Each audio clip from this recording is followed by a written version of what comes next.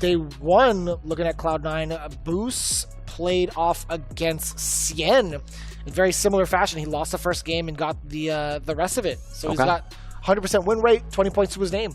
Very, very solid. For someone who's new to SFL to pull up like that and do very well. And I mean, like, he's one of those players that if you've been watching lately and all the online events and stuff, you probably know that Boost is really solid.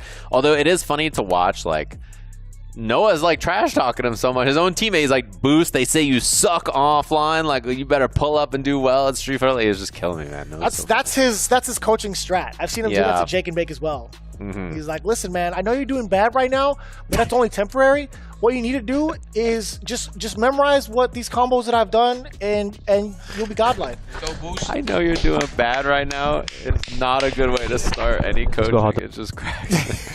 I know you're bad right now, but you might not be soon. And if you're not, like, that coaching just killed me. It's so good. That's what it was. I definitely had full-on conversations with Jake, and I'm like, listen, man, you're doing just fine. Yeah. Don't listen. I gotta get Noah for a slam, man. Oh, dude, I can't wait. Man. Please get this kid on your program. Get him on your show, please. Yeah. 2 players I'm a fan of. Hot Dog is my late night stream. Hot diggity doog. Usually at like 1 or 2 a.m. my time. I'm in bed trying to go to bed, trying to sleep, and Hot Dog is streaming. He's just up. Yeah. Hot Dog profile picture on there. Easy peasy. He's chilling, doing some gaming. One thing is, I think that Ken is pretty solid in a lot of aspects in this matchup. He basically always punishes scissor kick, which is really nice. He has that 5-frame light kick. Now, yeah. Yeah. This is a really annoying part about the matchup for him. And in general, on the ground, I think Ken's got a lot of really solid stuff to represent here. So how was that, Steve? I don't know. I can't be ass Boost, not me. I had to pull back the sage jam and go for your personal. That was actually just raw. Oh, he perfect parries those. That's my streamer. Oh, yeah. Remember his stand jab after the heavy punch, not crouch. There's room to grow, okay? I know you're doing bad right now, yeah. I know you're doing bad right now, but you could be good soon. Yeah, I like one thing that you should take advantage of if you have like buttons into drive rush is you can put gaps in against characters like Bison that don't have an OD reversal. Something that you can really kind of bully them with, make their lives just really not fun because they just don't have the ability to beat it. So you have to force them onto some kind of guess. Go. That's gonna be easy level 3. You just sent it at him and said what up. And I'm curious if Hot Dog sticks with Dixon. Yeah, that's good. Even that can't even be just like, no, I know what you did. Yep, -2 situations. You're not even helping him. Carry in that situation. Let's go, Boost. You're the best Ken in the world. Sorry, if you're gonna talk, take off your headphones. -2, like he might be light heavy into parry. Yeah, you're smart. Yeah, so watch out for your reversal buttons. His pressure is very organized. Okay. And if you try to jump out of the corner, most likely will be DP. So don't waste your health. But he's locked back into the Bison. I think either pick is fine, honestly. I mean, both of the characters are like game-definingly powerful, right? In this version of the game, we see them a lot, and they're basically everywhere in every tournament for different reasons, right? Ed is like the control character. Bison is the character that kind of just makes you have to deal with him. That's sort of the way he is. Oh my. Word. Did you watch the video about Daigo doing that? I just saw it this morning. I was like, Boost is probably doing the same thing. But like, how much time has he had on a setup to start doing that? That was raw. It's raw. Excuse me, send it back, you donut. Don't call him like donut. Wow, look at that punish. The range on light kick to punish the scissor kicks really pesky for Bison to deal with.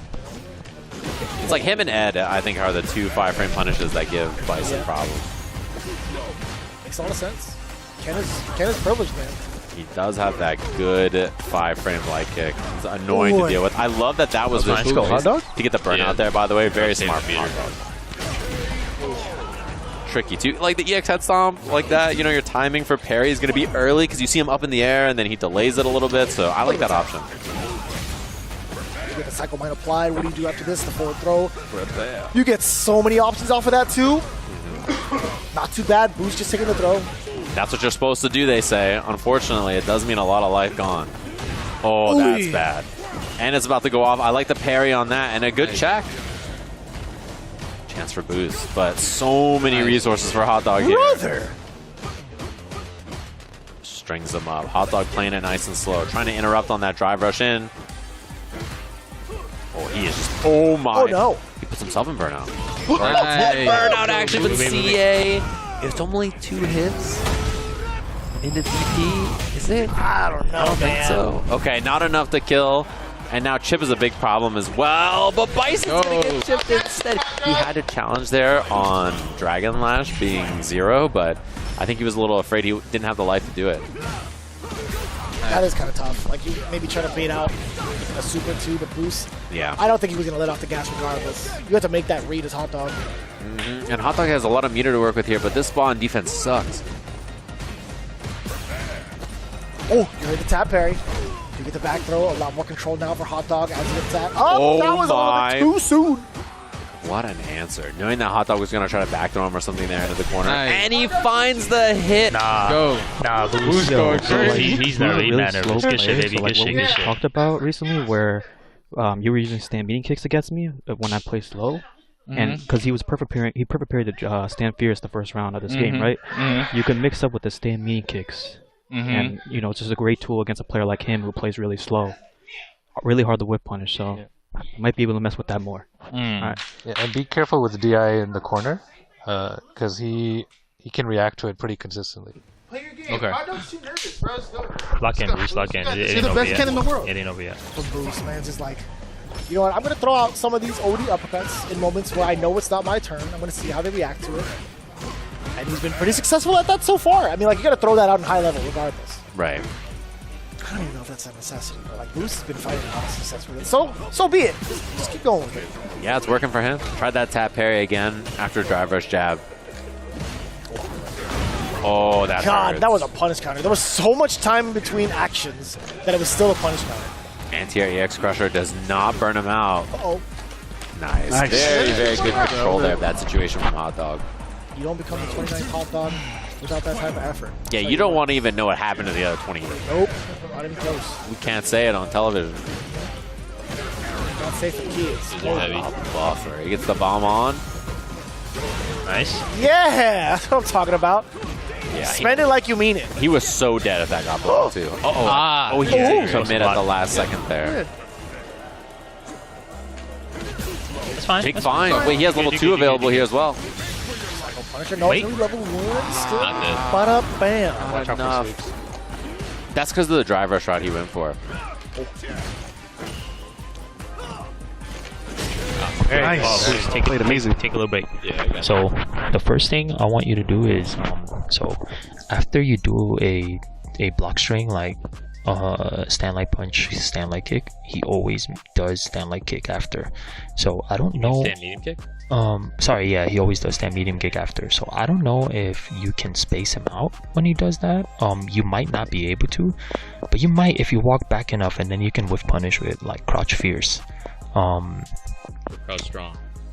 Yeah, or I don't know if crouch strong whiff punish, but yeah. So Yeah, that's one read I got on him, like literally every time. So what I would do if I were you in neutral, try walking up, hit like a stand like kick, and then walk back. You'll see. Alright, I got it. And I want to do level 2, so my route needs to be like stand Nah, I medium like punch, that. I like crouching heavy punch, level 2, right? But in the heat of the moment or something like that, it's very easy to like do the wrong driver shot and then be like, oh no, I can't level 2 anymore. So mistakes like that, very, very easy to make, I think. Even for someone who's a Bison main, right? Obviously. Luckily enough for him, getting that first game under his belt, allowing him to play a little bit more now against Boost, even after something like that. Again, began to spend a lot of time in this corner. I just realized he's got mustard-colored pants. He does, because he's a hot dog. That makes a lot of sense. I do prefer mustard to ketchup as a condiment, so You know, I'm starting to feel that exact same vibe too. As yeah. late. I think when you're like a child, ketchup is the greatest thing. But as you get older, you become mustard filled, and we're all okay with that. Level 1. Let's go. Yeah, try not to force it too much. Don't force it too much. Press 9 there for the kill. Very nicely done from Hot Dog. Opinions on relish. Back. I'm a fan. I think relish is good. It's less important to me than mustard, especially That's like important. to me than mustard. Okay, I would prefer like a I spicy know there was like a mustard. scale of importance for. Yes, any of if it. I have to pick a condiment first, I would go with mustard first, and then the relish can come in. ketchup the least important. I don't even want it, honestly, on a hot dog. It's not, yeah, it's kind of over and done with, really. Like your sugary condiment, I don't need it. Catsup. Catsup. I like ketchup's cool for like fries, but not on my hot dog. I need mustard and then relish. I respect that. Pretty similar. I mean, hot dog clearly is that way with the yellow pants. Walk in and out the row. Burnout's a big threat here too. I'm gonna relish the moment having this burnout and the corner positioning. See if he can muster up the skill to get out of this. Nice. Oh no. Yeah, I think right now he's just playing catch-up against Boos's life lead. Keep it down, man. I had it, brother. He hit him right in the buns. Oh, boy. Oh. Does he commit there? Or is he going to be a wiener? He does. He committed. Very impressive stuff there from Boos. Huh? Those are all the things. There's nothing left anymore. There's nothing left. Guys, we get paid to do Cut this. the video. I'm sorry. Post-production, please. Hello? Oh, wow, what a check. Perfect parry, a little jab action. Bison's jabs are sick, by the way. He's got a great jab. It's so far. Yeah. And it's purple. Yeah, and he gets crushing medium punch, counter hit link after, which is really nice, and an EX scissor kick. Man, he has perfect parried a lot of this. There is a way to kind of like get that recognition going. If you see him kind of reel back, there is some time. He's a machine. RobTV tried to get that answer. Boos was not going to give it to him. He sees the frames. He's so ready. One hit could do it. He is the chosen one. Yeah, he's got the hair. Uh-oh. One more could do it here. Hot Dog has to be very careful about this. One hit. I mean, a throw now is very close as well. Throw might do it. Delayed action. Let's go! It's over! Got smothered in the corner. Clutching up for Cloud9 up against Hot Dog. 3 games to 1. Boos is looking kind of phenomenal, man.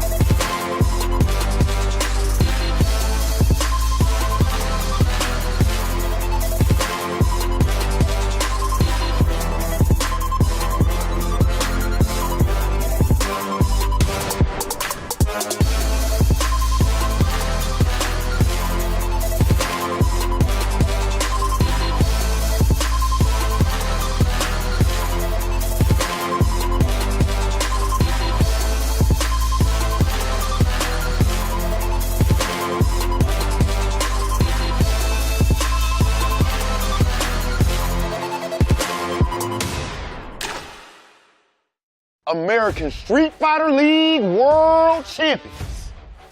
Got a nice ring to it, though. We are the champions of football, baseball, and now Street Fighter League World Champions. And the Street Fighter community, they like to play and call us the land of the free. Well, you know what? We are free.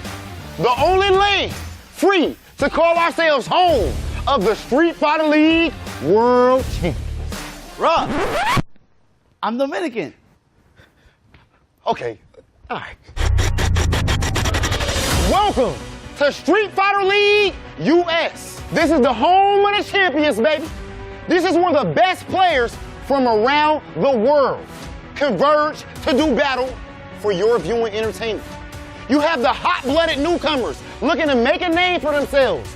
And of course, you got the OGs looking to add another notch to their belt in their illustrious careers. 6 teams have entered to battle, but only one is going to make it to that world stage. Ladies and gentlemen, it is time for Street Fighter League US. Welcome to week 4 of Street Fighter League. Through 3 weeks, we have had some of the most ridiculous matches that you are ever going to see in the world of Street Fighter. I'm your host, Hollywood, RobTV, and I'm joined here with my guys, Vicious and Sajam. Sajam, what do we have for the people today? Well, let's take an updated look at our standings, get everybody caught up on where we are. Obviously, there's been an incredibly dominant performance by Team FlyQuest so far, who has looked really impressive in all their showings. And of course, it is very important to know, by the way, that this top 4 standings right now is who would be making it to the finals that are going to be offline in January. So keep an eye on that cutoff point for the 5th and 6th place team, which is now Shopify Rebellion and Red Rooster, although they have more home than away matches left. So maybe that's going to be a factor in that for their standing. And in case you hadn't noticed, we've been going by the same format we've been doing the last couple of years in junction with all the other Street Fighter leagues in EU as well as Japan.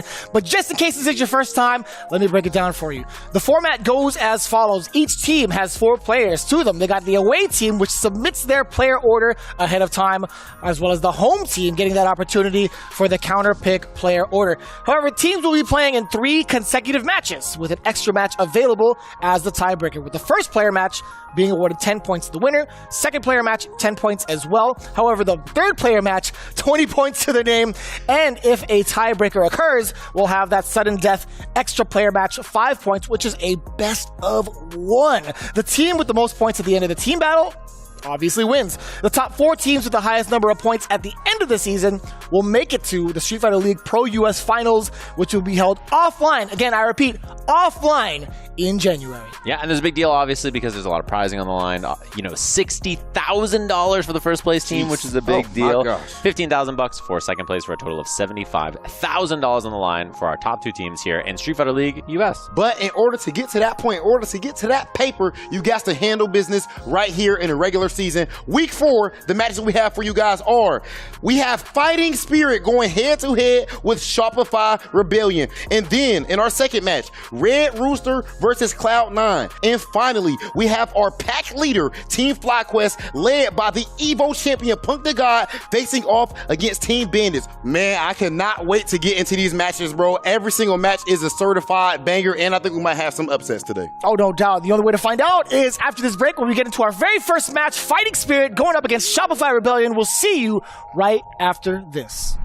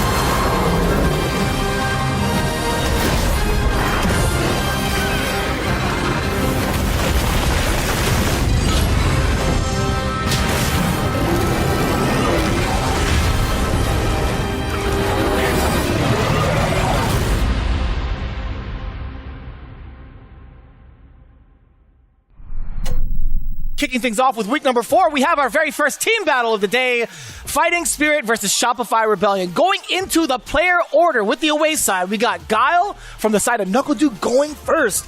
Bison followed up from Hot Dog. And of course, Dual Kevin in the anchor spot with Rashido. Your thoughts, Steve? Yeah, just a little swap with the anchor spot is basically the way they're doing this, which makes a lot of sense. I think Kevin looked really strong in his match earlier.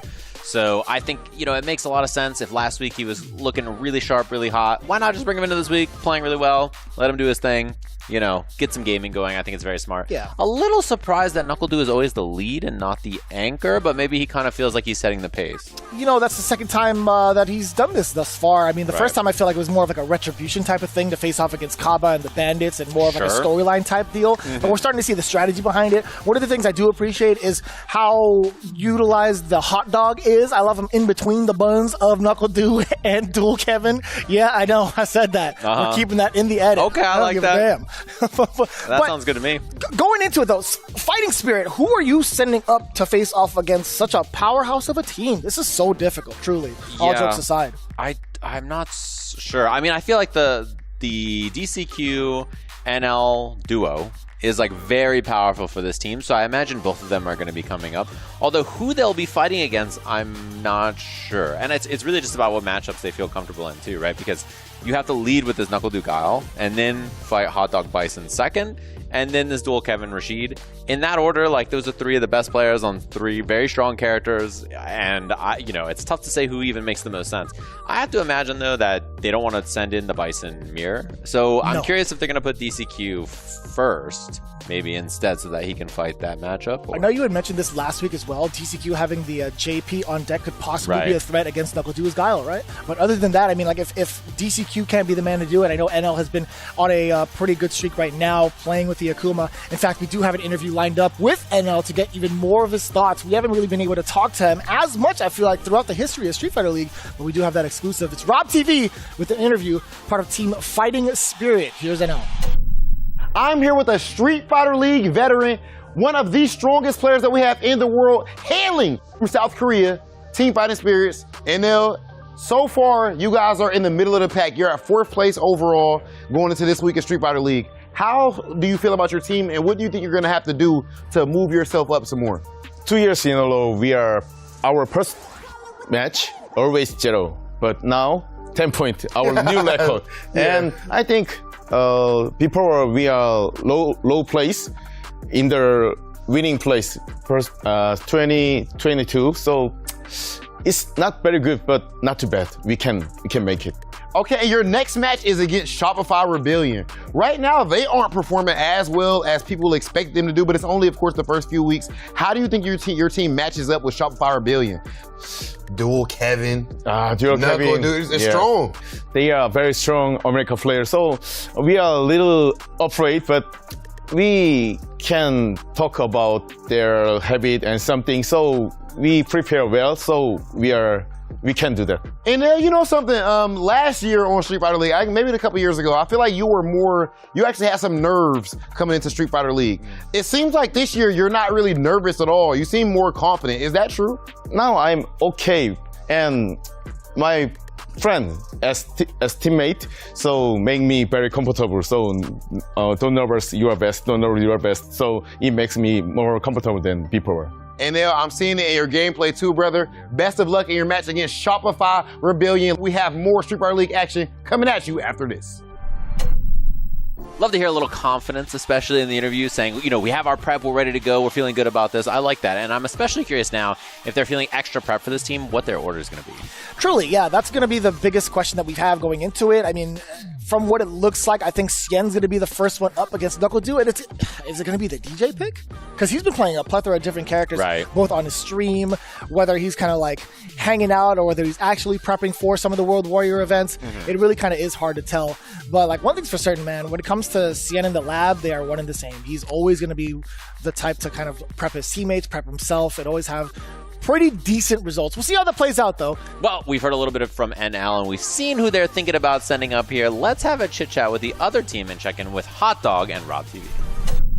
I'm with Shopify Rebellion's Hot Dog. It's been a minute since I seen you on Street Fighter League, brother. What's going on? Yeah, well, absent for a year, I think. The last time is still Street Fighter 5 with Red Rooster. Yes. Yeah, I remember Okay, that. so how does it feel to be back here on Street Fighter League after all this time? I mean, this is my first Street Fighter League in Street Fighter 6. I mean, it's amazing. Like, you could play with the best players in the US, you know? Like, this time, you got, like, Bruce, you got Cycle. It's not like they are not really traveling for the tournaments. And it's feel pretty interesting to play with them, yeah. I think we can officially put this debate to rest right now. So often we talk about this in the FGC. We debate about it on Twitter every other month, it feels like. You brought it up.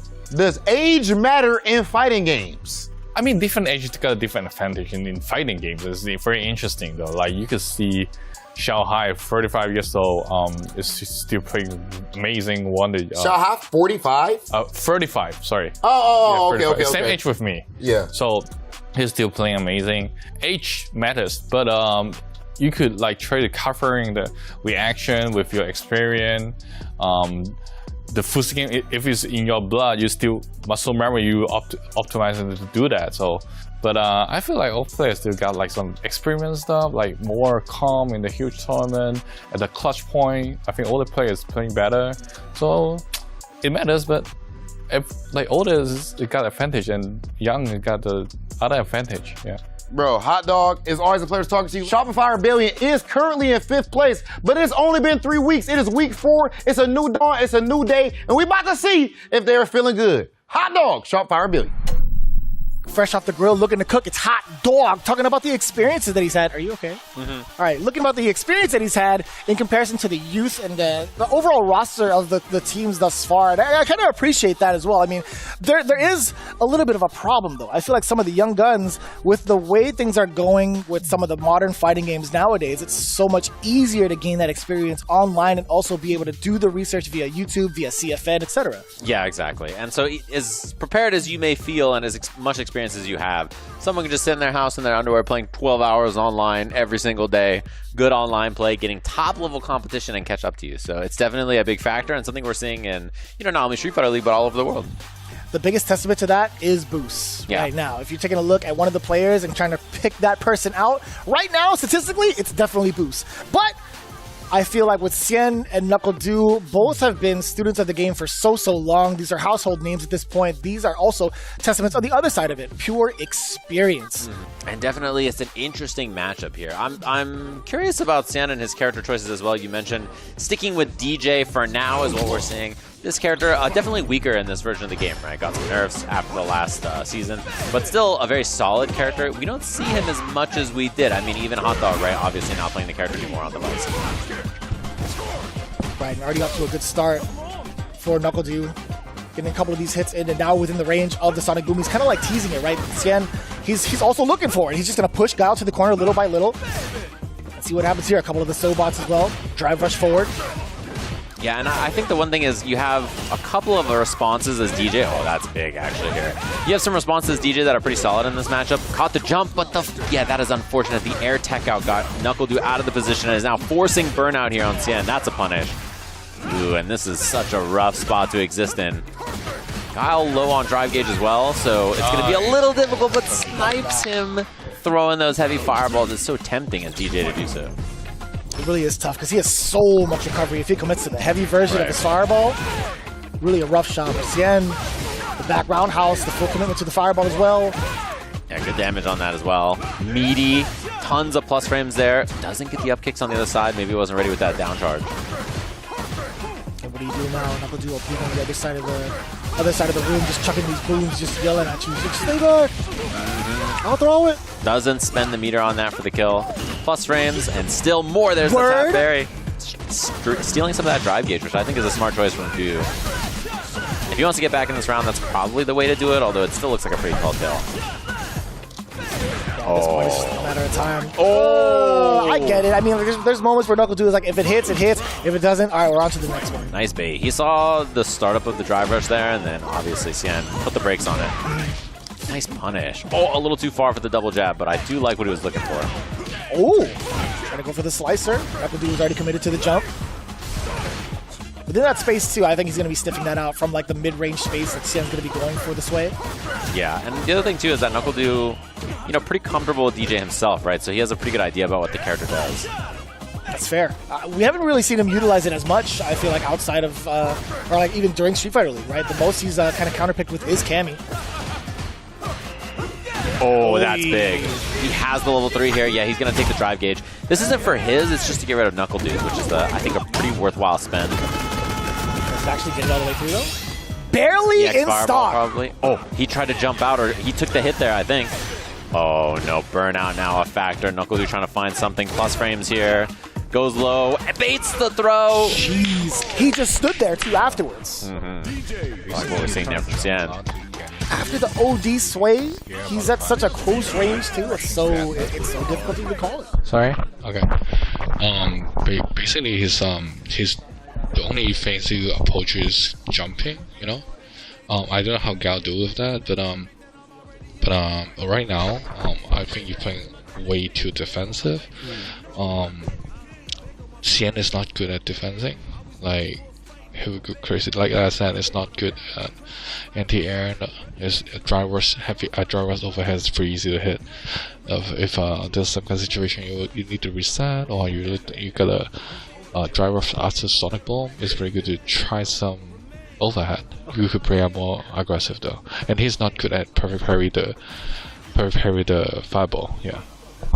Look out for the reversal drive rushes after a heavy button. But his rhythm is just on another planet. It's difficult. Yeah, his rhythm is a little like, different. Yeah. Yeah, his vibe is just all the way up there. I get it. That's him right there. You know what I mean? Like if him was like a person in rhythm form, like that's it. Full throw. So again, if needed, yeah, NuckleDu. Get rid of that altogether. Ooh. Made it over, but honestly, landing on the fireball like that, he took so much damage that I think that's a really solid trade there for NuckleDu. Cien probably not having the best time with it. Nice anti-air. Sniping these beautiful little placements. Delaying his boom through the Sonic Blade so that he can get the advantage in the fireball or the classic.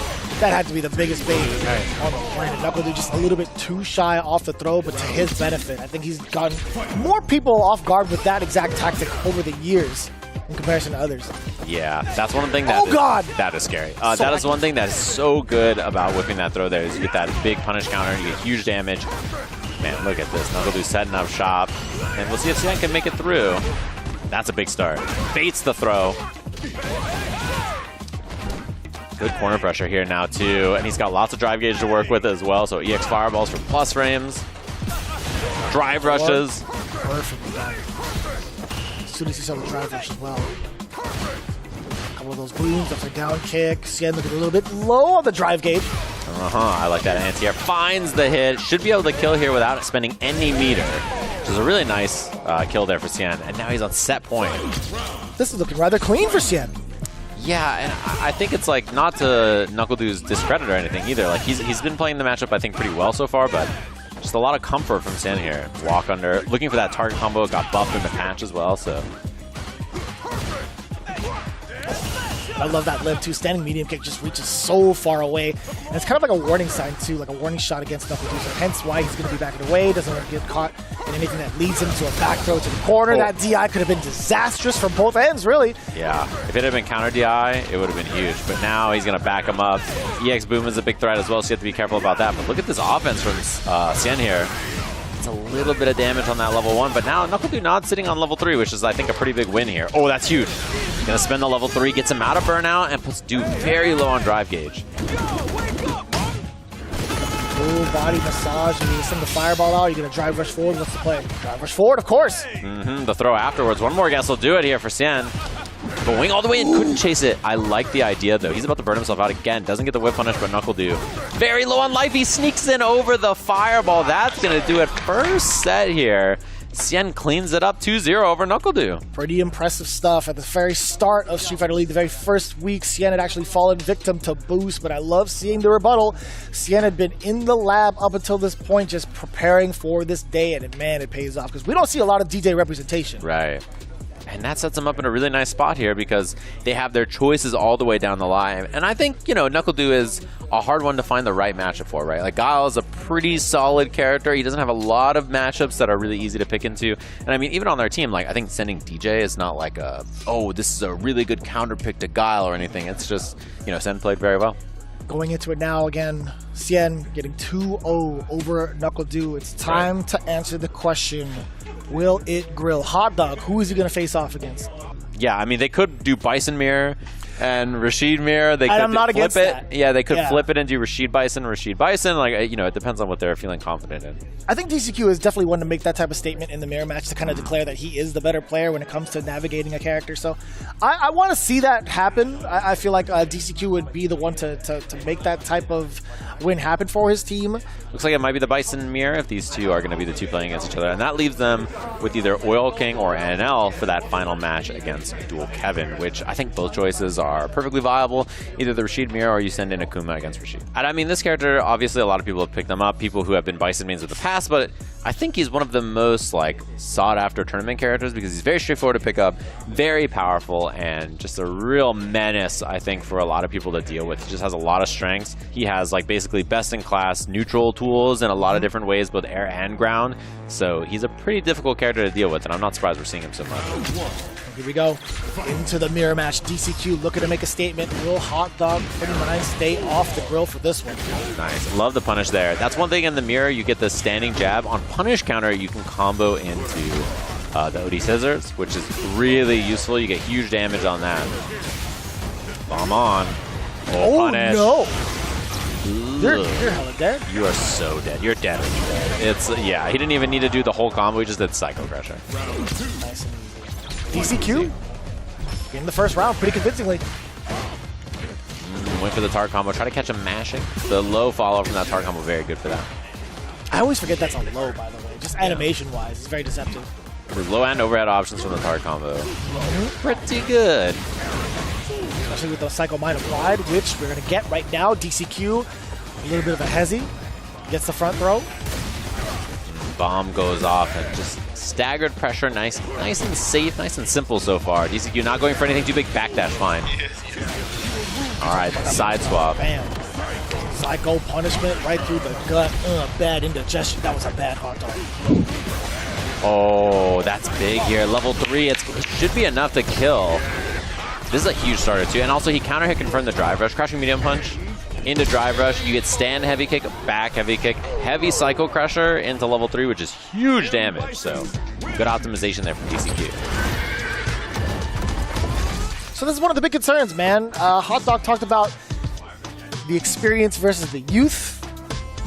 DCQ happens to be both. Yeah. Like, I think he's still pretty young. I actually don't even know how old he is. But in terms of like his amount of time invested into Street Fighter, I don't know how much like experience he has or how good his reactions are. But man, he's picked up the game rather fast. Yeah, he is very solid in this game and the last.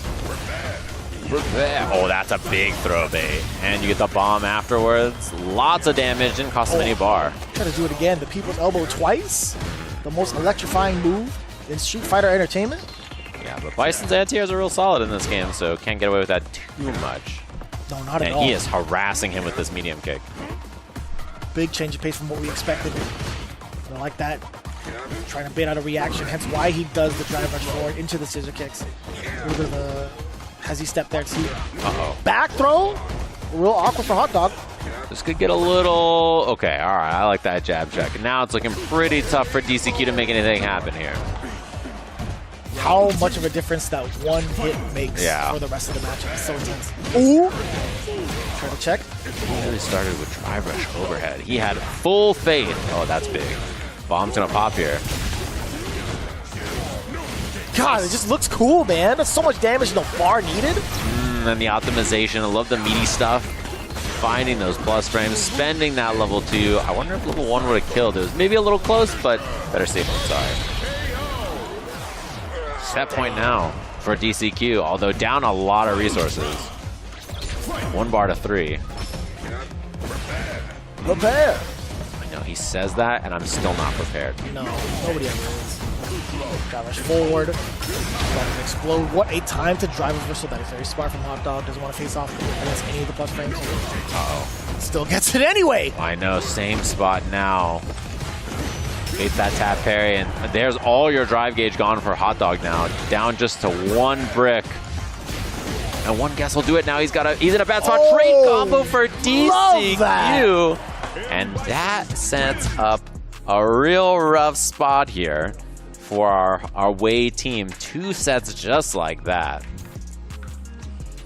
Very well played there from DCQ, I have to say. Extremely clean. Jeez, he cooked the hell out of him. He got him dead and deep fried. I call him corn dog now. That's yeah, he is not looking so hot. Sheesh.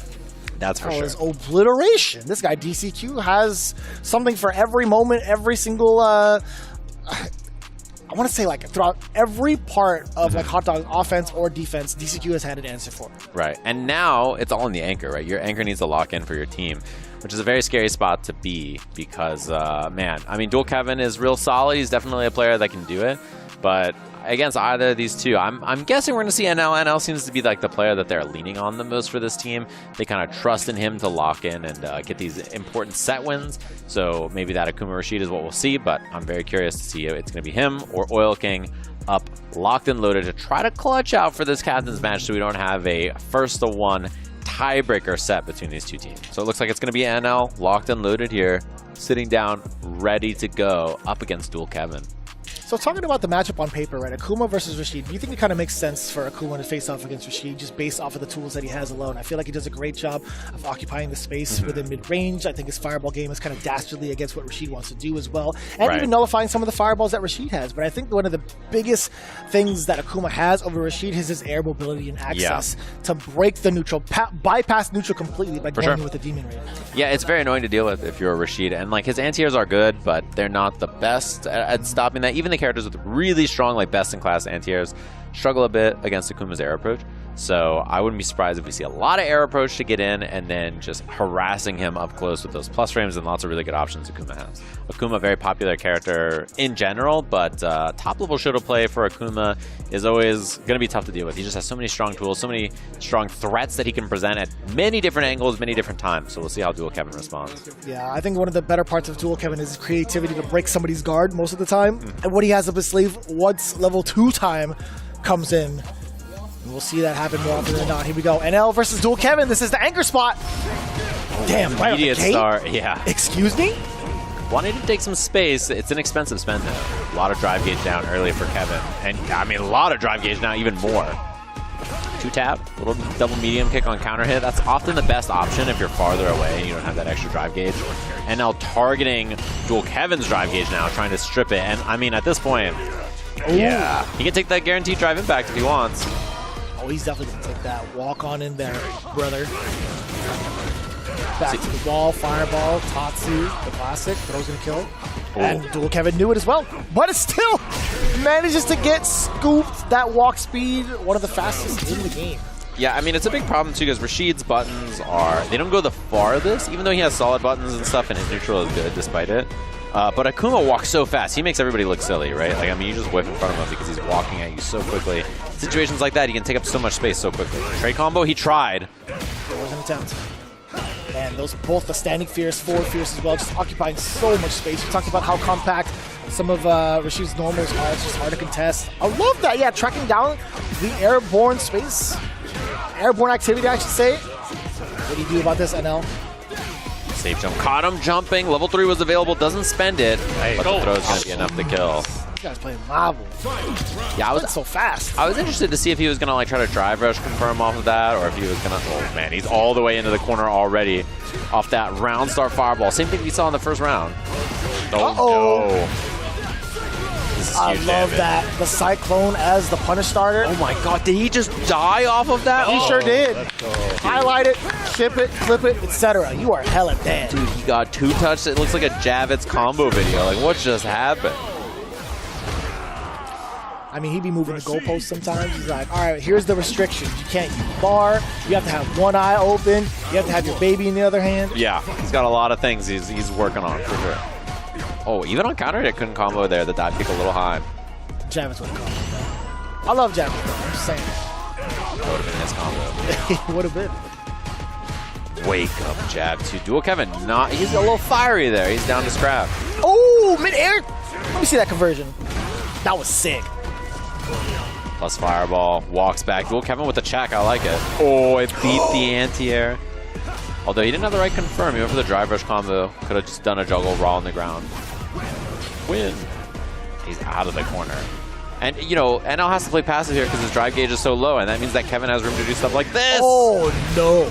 Oh, that is a bad spot to be. Meaty fireball so good here. You don't have anything to get out of it because your level 1 super will lose.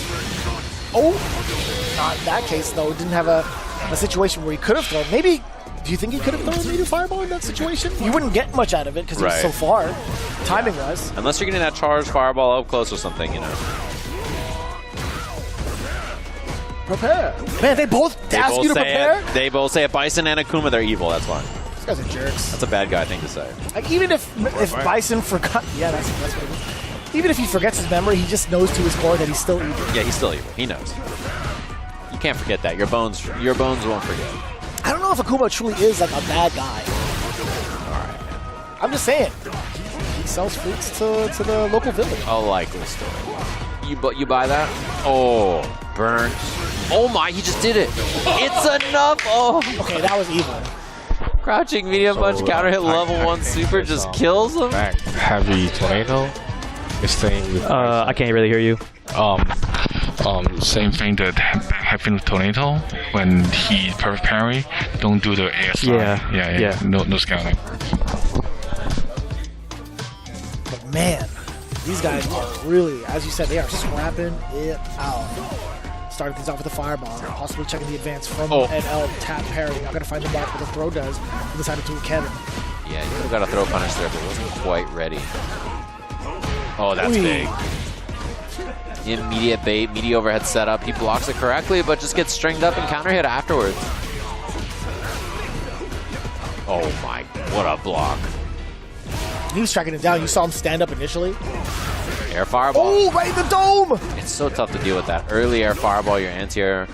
Oh my, he had such a big bait. He could have punished him and stripped the drive gauge and then potentially just put him in a bad spot to win the round. Now, much more of a fighting chance here for Dual Kevin. He had walked so far away. I don't even think he meant to do that because of his walk speed, perhaps, but he still gets the mission accomplished. He does get the burnout against Dual Kevin, slapping through the thighs. Damn. Very hard to do. I like that. I like that he spent the level 1 also. Like, you know, you can link off of that with normals and stuff, but why even risk it when you can just cancel right into level 1, not do anything too risky? I always think that's like a funny one. You're just kind of sliding past the opponent, slapping him in the legs, and like, that's arcade. Oh! Not too much damage, but good positioning here. Knock him down. Oh, that's big news. Look at this. Low drive gauge in the corner. He just targets the drive gauge with heavy drive rush, heavy. Now a bad spot for NL to deal with here. He's big chilling. He's taking a couple of chip damage here and there, but it's not going to be too bad for him. Oh. You thought you could raw DI. What a time to throw. Great reaction from NL. He builds up his drive gauge. He also has dual Kevin back to the corner. He has 3 bars to his name, and this throw bait is going to be everything because not only does he get the round, but he retains all of his meter going into the next one. Yeah, not having to spend any super meter there is a huge win. Especially, like, you know, in the corner, he could have level 1 that DI, been down some bar, but the back throw was even better at giving the positioning. Unfortunate whip there. Level 2's coming out. This is really rough here for Akuma. He could melt so quickly on 1 hit. Oh my. That was kind of funky.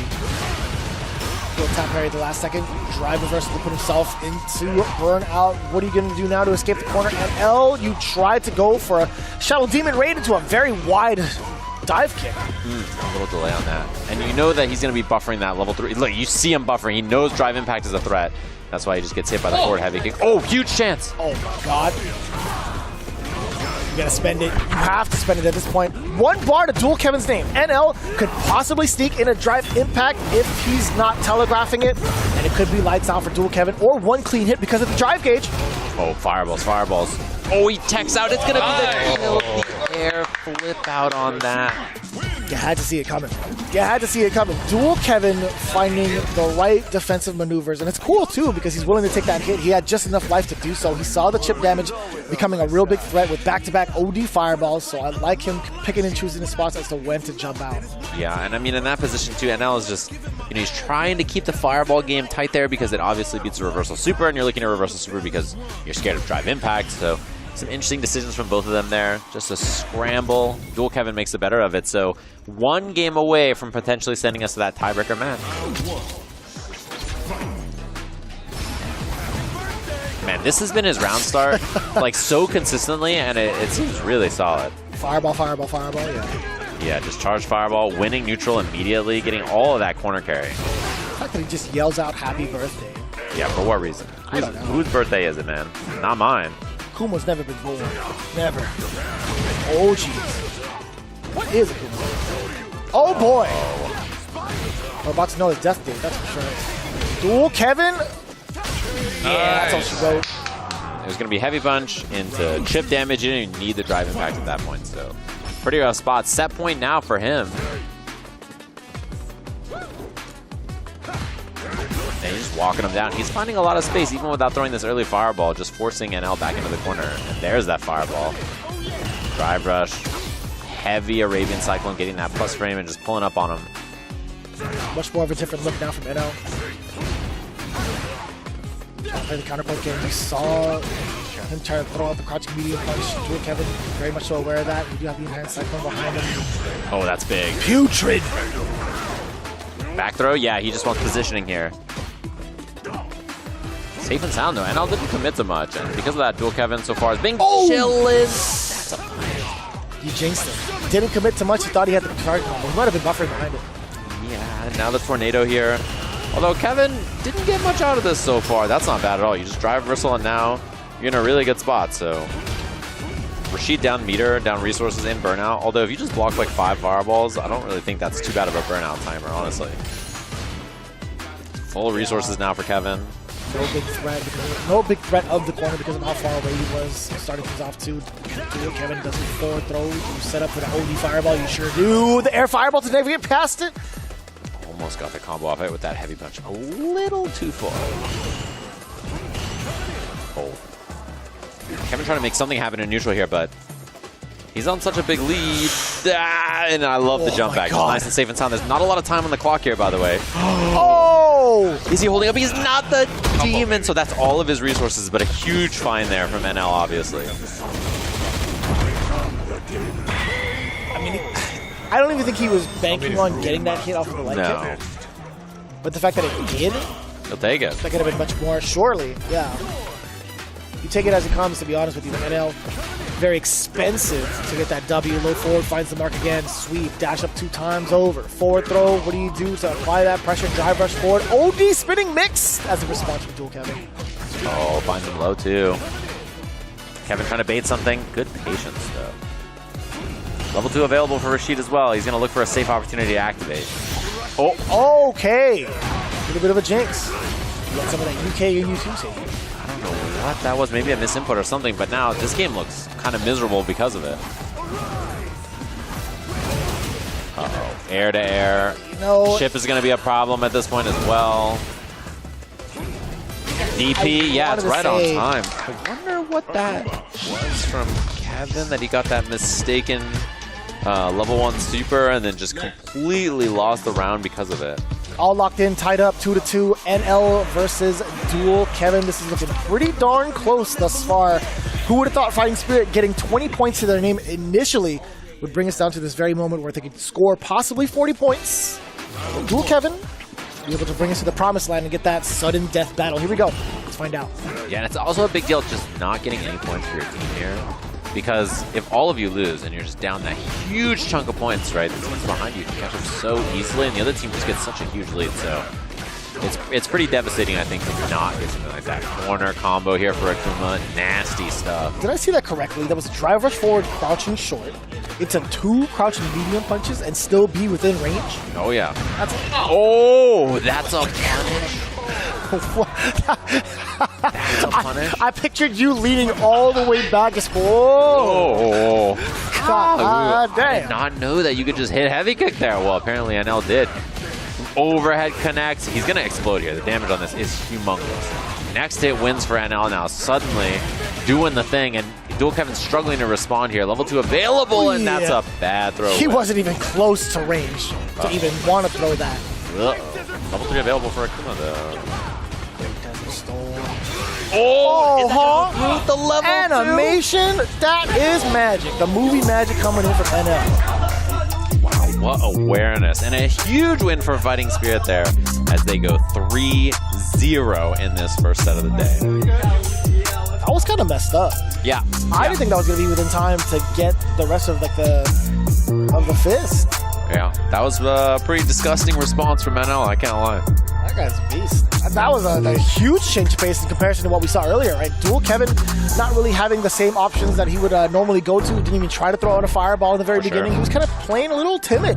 Yeah, he definitely didn't look like himself as much after that drop that happened, and then kind of like the weird scrambles at the end of that game. And NL had some new responses that I don't even think I've seen him do until just now. That heavy kick punish on the Arabian Sky High, and then of course, beautiful level 2 right there to go right to the Yasar. So really good stuff from NL. Clutching it out for the team, never lose. That is 40 points for Fighting Spirit. Damn, that's gotta be boosting them up incredibly through the rankings. But seeing Shopify Rebellion in this current state, they were the most hyped team from a lot of the folks from the production side, a lot of the people that have been watching into. That's actually been a very interesting development. I know, like, as soon as we made that announcement video and that kind of like debuted, a lot of the folks were talking about it like, man, this is a broken team. Right, yeah. And RobTV is a big fan, right? Huge fan. So he was a big believer. All of his best friends are on this team. Yeah. So very impressive stuff, of course, to Fighting Spirit for getting the dub. And I think a team that looks really solid overall, and especially there's a lot of good responses there. Cool to see Cien up there as well, like, you know, just doing the thing with DJ, beating Knuckle, doing our very first match of the day. Huge too, man. Yeah. And then, of course, DCQ making that statement against Hot Dog with the Bison mirror match. I was actually super impressed to see it as everything develops here at Street Fighter League. We talked about the big sponsors that have supported us, one of them being Asus.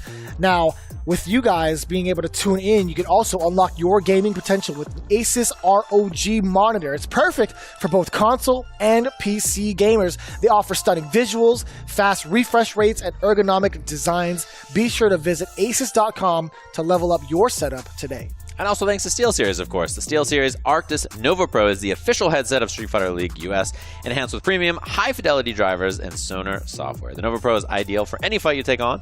Check out, obviously, their awesome headsets, and of course, Asus's awesome monitors. And thanks to them for supporting Street Fighter League. Thanks to all of you for tuning in and watching. We'll be taking a quick break and we'll be back with more with this interview and the winning team with Robert Television. Let's have a listen. At this point, Fighting Spirit seems like an understatement. That was an absolute dominant performance that we just saw. NL, you go up against Dual Kevin in the clutch spot. He starts up 2-1 over you, and you were able to get it done. Take us through that match. Before we decide our order, before was different. DCQ go 20 point, yet Also, DCQ was gonna fight Kevin. Yeah. Okay. Before, but we changed because I have more experience maybe. So and guarantee. yes, Guarantee. Yeah. And I practice a lot of best Rashid Oil King, so I confident. Okay, and you got it done. Now let me talk to my guy Shin. Okay, so of course we interviewed you prior to this. Shin, you go up against Knuckle Dude. We have the DJ versus Gao, and you absolutely put on a strong performance. Did you expect to win that like that, and why did you know that you should go up against Knuckle Dude? Actually, I'm not intending to play today because of the previous format. But then the switch, and Gao is DJ will be better compared to Rashid at that point. So I always know Gao pretty well. So I decided, Gao or Cammy, I would just go ahead. And just like that, Fighting Spirit is the first team to reach 100 points in this season of Street Fighter League. Yet again, they're trying to reclaim a title here at Street Fighter League US. Gentlemen, best of luck with the rest of the season and congratulations on a dominant performance.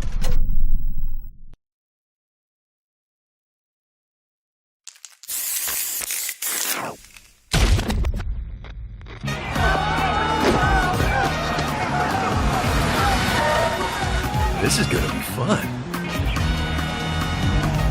I'm still on a journey. Come get some. Traveling to new places, experiencing new things, meeting new faces, having good fights. Fight, drink, eat, sleep, repeat. Seriously, it's a good life. I'll pick up the check.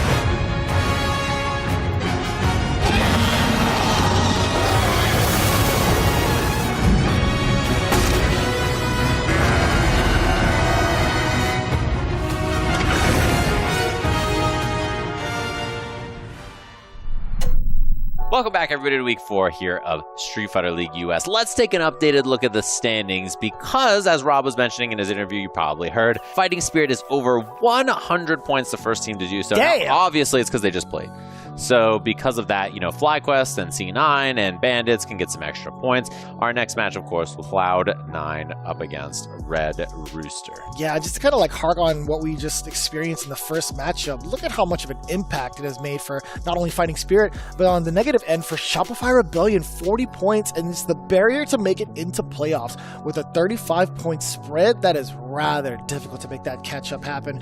And again, like the rest of the teams, they still need to play. We've only had one match down. Excited to get into our next match. Of course, we mentioned it's going to be C9 versus Red Rooster. Red Rooster needs these points real bad, and Cloud9 trying to make up the gap between them and Fighting Spirit, only 20 points away. Damn.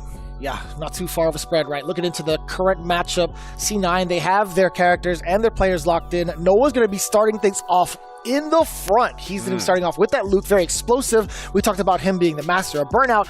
Lex following in the midway point with Guile, and JB with the Rashid as the anchor. The brothers are definitely back in town for this one. Obviously, Noah he has a certain play style, and you think he plays some kind of way, and you can just counter it, but it's easier said than done. But yeah, I want to hear from the players on this team. Of course, we have an interview that we're going to be jumping over to with Ajax to get a kind of his thoughts and see how he's feeling about these matches so far. Rookie of the Year. That is what I was calling you. I want to say it's maybe 3 years ago when it was your first time on Street Fighter League. Ajax Fidelity. What's going on with you, bro? Hey, Rob. Always a pleasure. It's a few years later. You were just happy to be here back then. Has things changed now? At this point, do you expect more of yourself? Yeah, I do have expectations for myself. What I want to see myself cooking, be that Rookie of the Year, or not even the rookie, but be that competitor. Yeah, obviously. But it's difficult. I feel like I am doing a lot of stuff right now currently in my life. And what I want to have more time to be that person, I would. But right now, I feel like I don't really have the time to... Are you saying you got a life outside of Street Fighter? Soft! Disgusting! This is what you bring to me? Can I say I got an OS out. I've been getting cooked. This is like on Xbox Live or something like that back in the day. Like, oh, well, I got a model wife upstairs right now. All you do is play the game all day just because you lost to some car. This is insanity. In the end of the day, you Ajax Fidelity. So, with you being here on Street Fighter League, what do you expect of yourself? What's your goal here? I just want to do the best I can, because I feel like sometimes I can be very doubtful of myself, but I feel like I can pull through. When you're going up there right now, how confident are you in yourself to contribute for your squad? And how confident are you in Red Rooster overall? I'm fairly confident in the team. I feel like our team is very good. It's just there's a mountain to climb up there, but I feel like we're geared up to climb it. What is my contribution to the team? I feel like it depends on the team.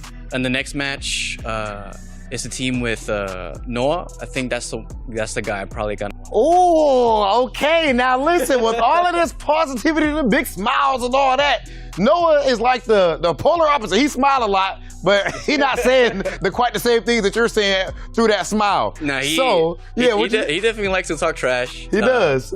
I think it's a fun thing. I see what he does. I don't think there's any ill intent when he talks trash. Is you gonna smoke him? If y'all gotta play, in the end of the day, if it comes down to Ajax Fidelity versus Noah the Prodigy, what's going on? I think it's tough. Am I gonna smoke him? I don't think I'm gonna smoke him. I think I have a chance to win. I think I'm gonna be battered and bruised, bloodied, but I think I can scrape it out. Ajax Fidelity, my guy, looking strong so far in Street Fighter League as Red Rooster tries to fight back in our standings.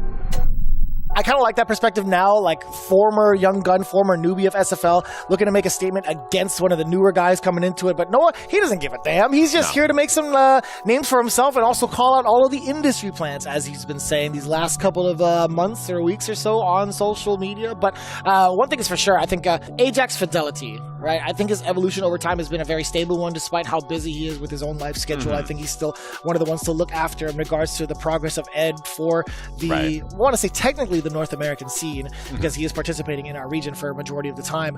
However, Noah the Prodigy, again, this is just like, it's been his moment to shine, right? He's been kind of like in the I want to say, in the shadows throughout the entirety of Street Fighter V, starting to kind of like play just a little bit with that Mika, but not really getting anywhere with it. I feel like with this brand new game, this was his moment to really kind of emerge back into the scene because of how young he really started off with. Yeah, he's a demon in this game. He's definitely someone who can beat some of the best players in the world. That's no surprise to most people. If you've been watching, seeing him participate in all these events, in particular the events in North America, although he's done some international travel as well.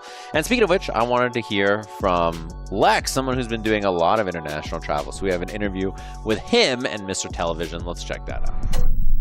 I'm here with Cloud9's Lex, originally, of course, from New York, but now flew over the pond to dominate over there on the EU side of things. What's going on with you, bro? Yeah, bro. So, Lex, Street Fighter League, this your first time here? Yeah.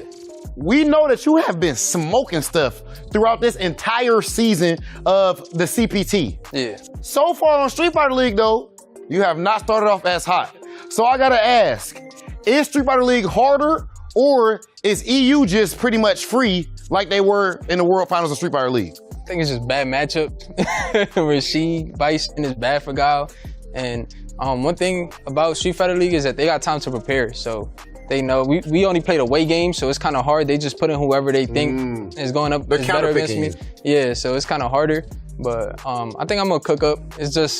It's the beginning, so we got a lot of time. I'm 100% confident you're gonna cook up. I mean, right now, still you guys are in second place. First thing I wanna ask you about as far as your team is, you're on a team with your actual blood brother. What is that like? You and JB being on the same team, and does your family watch or what? How does that go? Is mom, dad watching at home? Yeah, definitely, 100%. It feels like it's a blessing, like playing with my own brother. It's kind of crazy. I never thought it would get to this. Like, it's crazy. Is it hard for you to separate like the family side of it versus like the team side of it? You know, like how LeBron and, I mean, for him it's his son playing on the same team. Is it kind of weird to differentiate those things? Yeah, definitely. Cause when I'm playing, like since we're brothers, we're used to like talking like what are you doing like mid-match and stuff. And I'm like, yo, stop. I'm telling him like, yo, stop, bro. I'm trying to concentrate. He like, why you doing that? I'm like, bro, stop, bro. Like, I gotta concentrate. Like, it's a little like the family side is like coming out a bit in the matches. Like, okay, and somebody who's not necessarily family, but it almost seems like it because you guys are so cool with each other. You and Noah the Prodigy. You guys, before even at the Street Fighter League roster reveal, JB was like, oh my God, I got trouble on my hands with these two being together. You know what I'm saying? So what exactly is that relationship like? How have you and Noah been able to coexist here at Street Fighter League? It's crazy. I think Noah's rubbing off on all of us now. Like, it's not just me. Like, Boost has turned into a demon. Like, it's just crazy. Noah's rubbing off on everybody. He has like an addictive personality, I feel like. So, but thanks to him, I feel like Boost isn't playing nervous. He's cooking up because of that. So it's kind of good that he's bringing that out of Boost. Okay, so at this point, are you representing here at Street Fighter League, New York or the UK? New York, always. Come on, man. Come on, man. Good old US of A. My guy, Lex, a pleasure to have you here on Street Fighter League, and good luck with the rest of the season. Thank you. I think one of the best promotional pieces that I've ever seen from an organization was copying Step Brothers when they announced JB and Lex on the same team. Yo, hats off to you guys for whoever made that video. I was dying. I actually looked at it like side-by-side comparison. You guys were spot on, and I loved every second of it. It was incredibly good. And it's cool to see the two of them on the same team, obviously. It really is. Talking about that must be really nice to be playing, not only on the same team for SFL, but on Cloud9 as well. And then dealing with Noah, who's apparently made the vibes of the team super hype. I mean, he came in at like 8 a.m. and was like, what's up, guys? Like, super excited every single week. Rapid-fire questions towards everybody. Do you guys remember this? Hey, do you ever play this game? What about this main? Do you suck? I think you suck. Yeah, it's just, he's just going. I don't know how he has endless energy. And even Boost, I think, is starting to be affected. Maybe one day he'll be rocking it like that. Yeah, I think like Boost is one to kind of like be the observant person and try to absorb all of the information. He's like, I don't know if I can do that in person. It takes a couple of frames for me to react, at least 30. Yeah, I definitely heard him talking as I was walking out of the player lounge. He was talking about like reactions within like 23 to 30 frames. I'm like, yeah, I'm out here. There's no way. I noticed something very interesting about our match that's going to be coming up. I thought Ajax was going to be sitting down to beat up Noah the Prodigy. I thought so too. Were we lied to, Robert? I mean, I blame Robert. The interviewer got some information. It doesn't seem like it's Robert Bernie Jr. Robert Television. I want pictures of Spider-Man on my desk Monday morning. Oh God. And Uriel here instead up to play, which, you know, makes sense to me. These two, I'm sure, familiar with each other as well. If you're on the West Coast especially, you know, a lot of the matches you play are people who are in Mexico versus the rest of, like, basically the U.S., right? I'm, like, way closer to Mexico than the middle of the country, let alone the other side. It's true. These two will probably run into each other, I'm sure. Oh, plenty of times over. Yeah, especially since I've run into both of them, which means they must run into each other. Drive. Nice. What a reaction. Let's go, Uriel! Just super locked in and ready. And I'm curious, too, because we know that Noah has the super slick reactions, right? He puts himself in burnout. It becomes, he goes from Noah the normal to Noah the gray very, very quickly. Noah the gray? Noah the gray. How long have you had that up your sleeve? Have you said that on commentary yet? No. Holy. And he's, that was pretty good. He's Noah the gray, but his reaction time is so incredibly good that you shall not pass. Exactly. That's you try wild. to drive impact him, and he just says no. I'm done, dude. You wild for that one. Woo. Oh, the delay. That's Let's go! Noah was not ready for it. Should be an easy peasy kill here. Jeez, didn't even get a chance to play. Fly, you fools. Fly, you fools. Just falls into the pit, fighting him. Ken is essentially a ball. That's Pan. Yeah. We call him the Uriel. Every time he does that. That's so sick. Uriel. Jesus. Uriel for L'Oreal. Shredding him to pieces. Bit of a beatdown in that first game.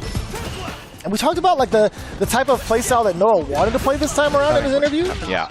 Or at least previous interviews, or at least like him talking to the team. He wanted to play like maybe turn it up a little bit more. I don't know how he can turn it up more. I don't know either. Where is there to go? The He's knob already is at 11. broken at this point. He's Noah, just riding the dials with a Sharpie. Yeah, he there's no room to turn up. You know what I mean? He's turned up the most. Oh, Noah uppercut doesn't. Yeah, this is one thing about Noah though. He overwhelms everybody. Like he just sends himself at you and just kills you, and you just don't have a good response a lot of time because he's so overwhelming. He plays so fast. I love this hairstyle on Luke, by the way. This color choice makes it look like Ultra Instinct Luke. Looks pretty damn good. Noah the Prodigy now. Off with that light kick. Drive rushes in, baits something out. Nothing there from Uriel. Oh. He's going to be burnt quite soon here. Oh, but he ate the hit, and then he burns himself out. That's what he's looking for. Nobody makes me bleed my own blood. Nobody. Yeah, and a lot of tricky stuff here from Uriel as well. Very difficult because oh my god, Noah is comfortable in this crosscut level 3. Jesus. We'll take it. Uriel Velorio. What a beast. That was sick. Not enough to kill, but chip is a big problem now for Noah. Step kick. Dragon Lash. Oh, that's going to be a tough spot there. I was going to say Noah was going to commit any of the meter, but probably smart not to. And now set point for Uriel. Down a lot of meter though here. Oh. Wow, and he immediately spends that. Pretty ambitious. Yeah, on block, down to just get out of there, escape the pressure scenario, burns himself out again, 87 seconds on the clock. What just happened? Why was he on the other side? Yeah, I don't know. Just walk under crosscut situation, not sure. Doesn't go for any tricky reset into drive impact there, but a rough spot here for Noah to say the bit. He finds the crouch jab. Yeah, you just see a little did bit of the rocking in place too. Noah the Prodigy, he was feeling that one. He just did crouch jab, light knuckle level 3. The scary thing is he has no meter here, so drive impact is such a big threat. And he goes for the reset, but he's ready. Man, Noah's so smart there. Knowing that reset was going to come because he wanted to get the drive impact stun on the wall or something like that. Or be just not ready for it. And he was just locked in, prepared to go. He's tough to surprise with stuff like that, I feel like. I could hear it in his interview. Yeah, I definitely prepped for Uriel. I knew he was going to go for the DI, so I already knew I had my eye on my meter. It was going to be free. Was ready for it. Verbatim. Backdash. Oh, but he had the right idea. Does he take side swap here? Ooh. Classic bait.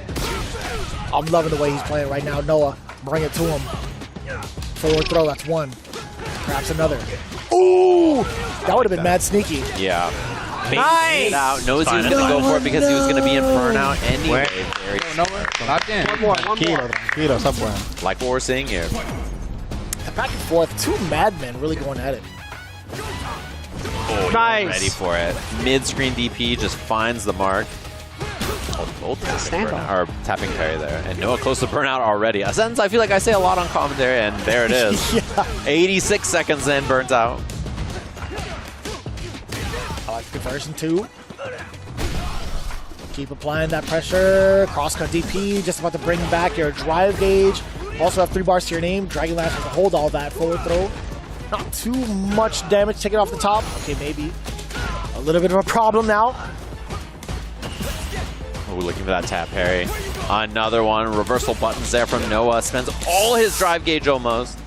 Oh, he was a little early. It's going to be a driver. This should end with CA here. So good. Nicely done there. So Noah, the first one up there, going down. Let's go, Uriel!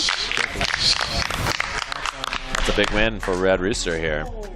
I know we've talked about how talented Noah really is, but big shout out to Uri Valorio, keeping it very, very hard to maintain what he's doing on offense majority of the time. I mean, sure, he's capitalizing on a lot of the mistakes that Noah's taken, but I think his offensive sequencing in terms of having to force against a lot has really been the benefactor for Audio these last couple of games that he's been playing. Yeah, and that sets us up with Lex, our second person, of course, on this team, and then JB is going to be the last one for Cloud9.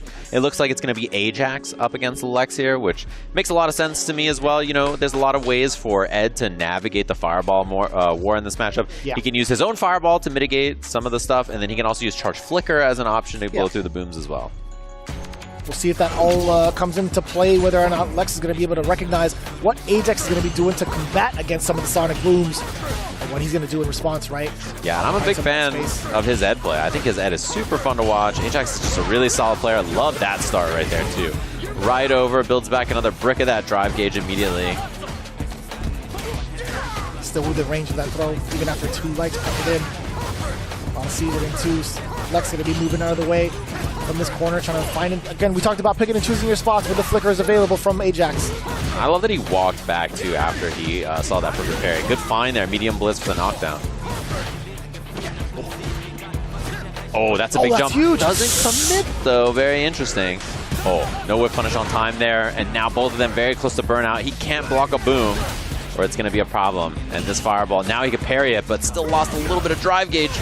Went for it because he was so low, and now both of them in burnout. Level 2 available, level 1 spent from Lex. Does Ed just do full screen level 2? Uh-oh, you're pissing him off. Threw the fast one there, and he wasn't ready for it. Chip is going to be a factor, and the throw break was pivotal for Lex. Oh my God, that was just a pixel, a frame shot. That one. In terms of the speed, that forward heavy punch just absolutely slaughtered by the overhead from Guile. Oh, caught him low. Went for the flicker. I mean, and without spinning bar, you're not doing too much of a crouching medium punch with Ed, so not too bad of a hit to eat. Corner positioning looking great here for Lex. Staggered pressure into the Sonic boom. Scary stuff. None of these flickers contested, and now this is big damage too. Could have cashed out and probably killed, but instead being a little safe, and I like that choice from Ajax there. I think that's one of the cooler animated target combos in the game. Yeah, the way he moves too, just like his legs like moving forward. Oh, perfect parry jump attempt. Suplex on him. Nice. Oh, that's a big find. Light blitz afterwards too. Gets good damage here. Catches him low again, and full drive gauge still for Ajax. So, you know, if he hits you, you can cash out and get a lot of damage on this. Level 3 about to be available. Wow! Okay, after the throw too, even a charge available there. Always be taking that charge. Sonic boom number 1. But now the downwards drive forward. That's it. Full combo incoming, and he had even more drive gauge to boot. No pun intended. Lex getting the first game over Mr. Fidelity. Sonic Slasher? Sonic Slasher? I like that title. That's cool. I like there's a Luke title that's not now in gaming. That's my favorite title. Did you have that on? I had that one. For a while. Oh. Looking to bait it. Doesn't find anything. Ajax solid on defense. Nice block. And the online classic. That was a New York DP. I pressed the button afterwards. It catches everybody. Counter hit combos into itself. That crouching light kick from Ed, which is a really nice thing to have on a light. Look at the amount of control that Ajax has, but Lex still being able to suppress it with his own fireballs and move out of the way. Oh, that's the one! The bad sweet jump. Spot. Yeah, and he's going to get a side swap on this if he wants, or a safe jump. Safe jump instead. Forces burnout, and now this spot for Ed looks a little tough. And overall recognition to some of these situations have been so top-notch for Lex. Burnout sequences, understanding that the flicker's going to be coming out, him escaping out of the corner with minimal to decent amount of damage taken on his life bar. to the point where he gets the big comeback. Yeah, you know it. You already know. That's happened to him last week. True, it happens to everybody, I think. You react and your own reactions betray you. Nice. Oh, nice whip punish. And confirmed that it was standing. He got the standing heavy kick there for the extension. Actually, a little bit of damage instead of doing medium into heavy. Damn, imagine being so good about reacting. I'd imagine James Shin would have a fit about that. He's pissed. And the reactions were too good. The thing about Kimberly is, like, what? Love that James. Love James. Big fan of that guy. Oh, my spaced out buttons here from Lex. Has a lot of meter to work with, too. Ajax, it feels like Ajax has been handling neutral really well, and then the last few interactions of every round have always been the tough part. It's been moments where I think he's been a little bit too predictable with some of the flickers. I feel like Lex has had a lot of big openings off of jump-ins. Yeah, sometimes against Ed, you gotta send it, because he has so much control of the match that if you don't do anything wily, he kind of just sits there and beats you up, right? So by threatening stuff like that, you can really kind of force the issue on him. He got flash kick there, full screen against Guile. Could have looked a little spooky, but worked out there for Ajax. I feel like to some degree, it kind of applies to Guile as well, with the plethora of booms that he gets to throw out and kind of maintain with that space. Very similar in nature, right? You have to throw out maybe like a jump in every so often. But I feel like with Ed too, like Ed specifically, he doesn't need to risk it as much because of the flicker and also just his mid-range control with his normals. Yeah, forward heavy punch good to go over the lows, which we've been seeing a lot of, and he has a standing medium kick. Oh, he's going to try to take that drive gauge away. Oh, he's in London. He has to say it a different way. It's all good. Burn. No level 3 here.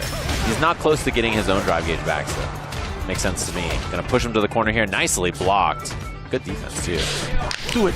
That's all good. That's all Not today.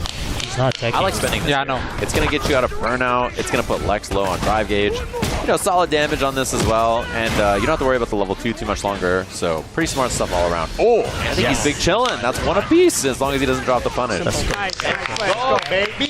Good playing, Stick to your guns. What you think, John?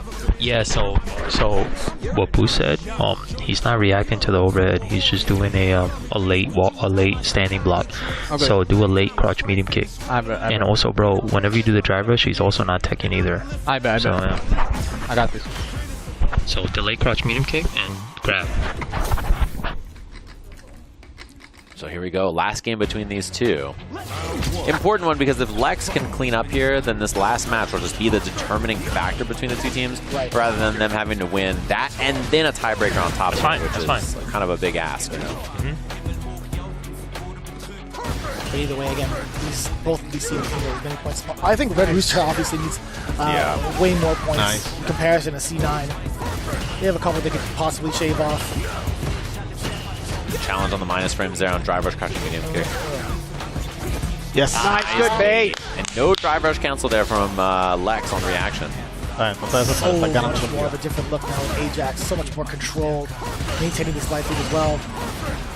So well versed in this matchup, starting to show. Yeah, and he doesn't want to just go for a flicker kind of haphazardly here and just get jumped in on like we've seen a few times in the other rounds. Oh, he's out of the corner though. That's real big for Lex. Booms. Ajax slowly encroaches on that space. A lot of walking. Putting in so much work. Yeah, he let Lex kind of do everything at the end of that round, but it was because he wanted to play safe and didn't want to open himself up to too much damage, which I think was pretty smart. Gets low exposure as well. Yeah, Lex just trying to clear this. Nice. Oh, up until that point. That's huge. And the throw as well. Uh-oh, this is suddenly looking quite dangerous for Lex here. At the low end, then that's a punish. And he's one good hit away from cleaning this up. He has so much drive gauge and level 3 available. These guys are slugging. Yeah, that spacing is so scary too. If Ed finds one hit into the corner here, he's just dead off anything. Did he hit a button? No, he's chilling, and that's a huge punish. Should be the kill here. Lex sending it on that level. Let's go! 20 points secured for their team just like that. We'll see if JB can kind of fight the difference and send us to that final match. Two pretty critical decisions from the side of Lex, thinking Ajax was going to pursue on offense. I don't know what it is about Ajax, man. I don't know what's really instilled that kind of fear from Lex, but the last OD flash kick that he didn't work out. Right. Waking up with level 3, definitely not working out against Ajax. I couldn't tell you what really led to that decision making. Because Ajax, most of his control was from further out, right? Yeah, I think it's just the pressure of feeling like you're doing so much in neutral and this guy is just not dead. Like, he has the lead against you despite you doing so much against him the entire time. It definitely feels like, man, if I don't do something now, how am I going to get this guy? Like, he's just too solid. JB now stepping up to avenge his brother. And it looks like we are going to see that Zangief Rashid situation you're talking about. So, big man Brutus coming up with the Zangief. I know he nicknamed himself Small Boy Big Churn. Small Boy Big Churn was his CFN. A pretty tall individual, or like pretty average. Is he? He's like 5'8", maybe? Is that average height? I think 5'9's average height or something. That's tall for Filipinos. He's not Filipino though, but I know what you mean. We could accept him. Okay. We'll take Brutus. All right, there you go. There you go. Brutus, he could be of like the Spaniard variation, you know, a real light skin, yeah. I like that. Brush up on his Tagalog, that's all. I like that you just brought him under. You're like, you're with us now. Yeah, I mean, I love him. He's a great individual. He's funny. He's funny as hell. I think he's one of the funniest guys on Twitter. Yeah, his Twitter's pretty good. It's usually pretty solid. Although he did have the Joker moment, like we all do when our mains get nerfed, when Zangief got nerfed. But then he snapped right out of it. He was real chill right after that. He was like, just kidding, guys. I'm good now. I'm back. I got it all out. Yeah. I gotta say, like, on a personal level, he just brightens everybody's day. Yeah. Like, just him being in the player lounge, just talking to everybody. He's a real nice dude. He does look like somebody who would say something mean to you on Twitter with that hat and, like, sunglasses. You know, he looks like somebody who would be saying something wild, but he's actually just a genuine sweetheart. If he insults you, I gotta say, like, I'm gonna be behind Brutus all the way. Yeah. Brutus all the way, because you probably deserve it. That's true. Yeah. Oh, I love that jab check there. Offense now. Jesus, head banging at the concert. Help me, man. I'm just trying to vibe, and this guy is just headbutting me 3 times in a row. I'm trying to get you into the mosh pit, brother. Why he strike and throw? Nice bait. Oh my God. And the hell stab midway through. There's going to be an SBD. Oh, help. Uh-oh. Help. And the delay, crouching light kick, looking for that level 1 or EXDP on wake up, chopping him, kneeing him. And crouching him. Yeah, crouching him, kneeing him. And he spent no bar, too, so pretty nice to get the kill that easy peasy. This matchup, I think, looks a little annoying for Rashid in some ways. He doesn't have the best normals to deal with Zangief in mid-range. And I think his projectiles also are not... Like, you would just think you could kick Whirlwind at him and kill him, but not really the way this matchup goes. No, you've definitely talked about it and highlighted on some of your streams, and we saw Pink Shitty Convergence, the battle between Bena RD and Dual Kevin. Surely, it's two different pilots, but you're going to see similar strategies implemented. But perfect coming in from JB, very commanding. Which character is the grappler?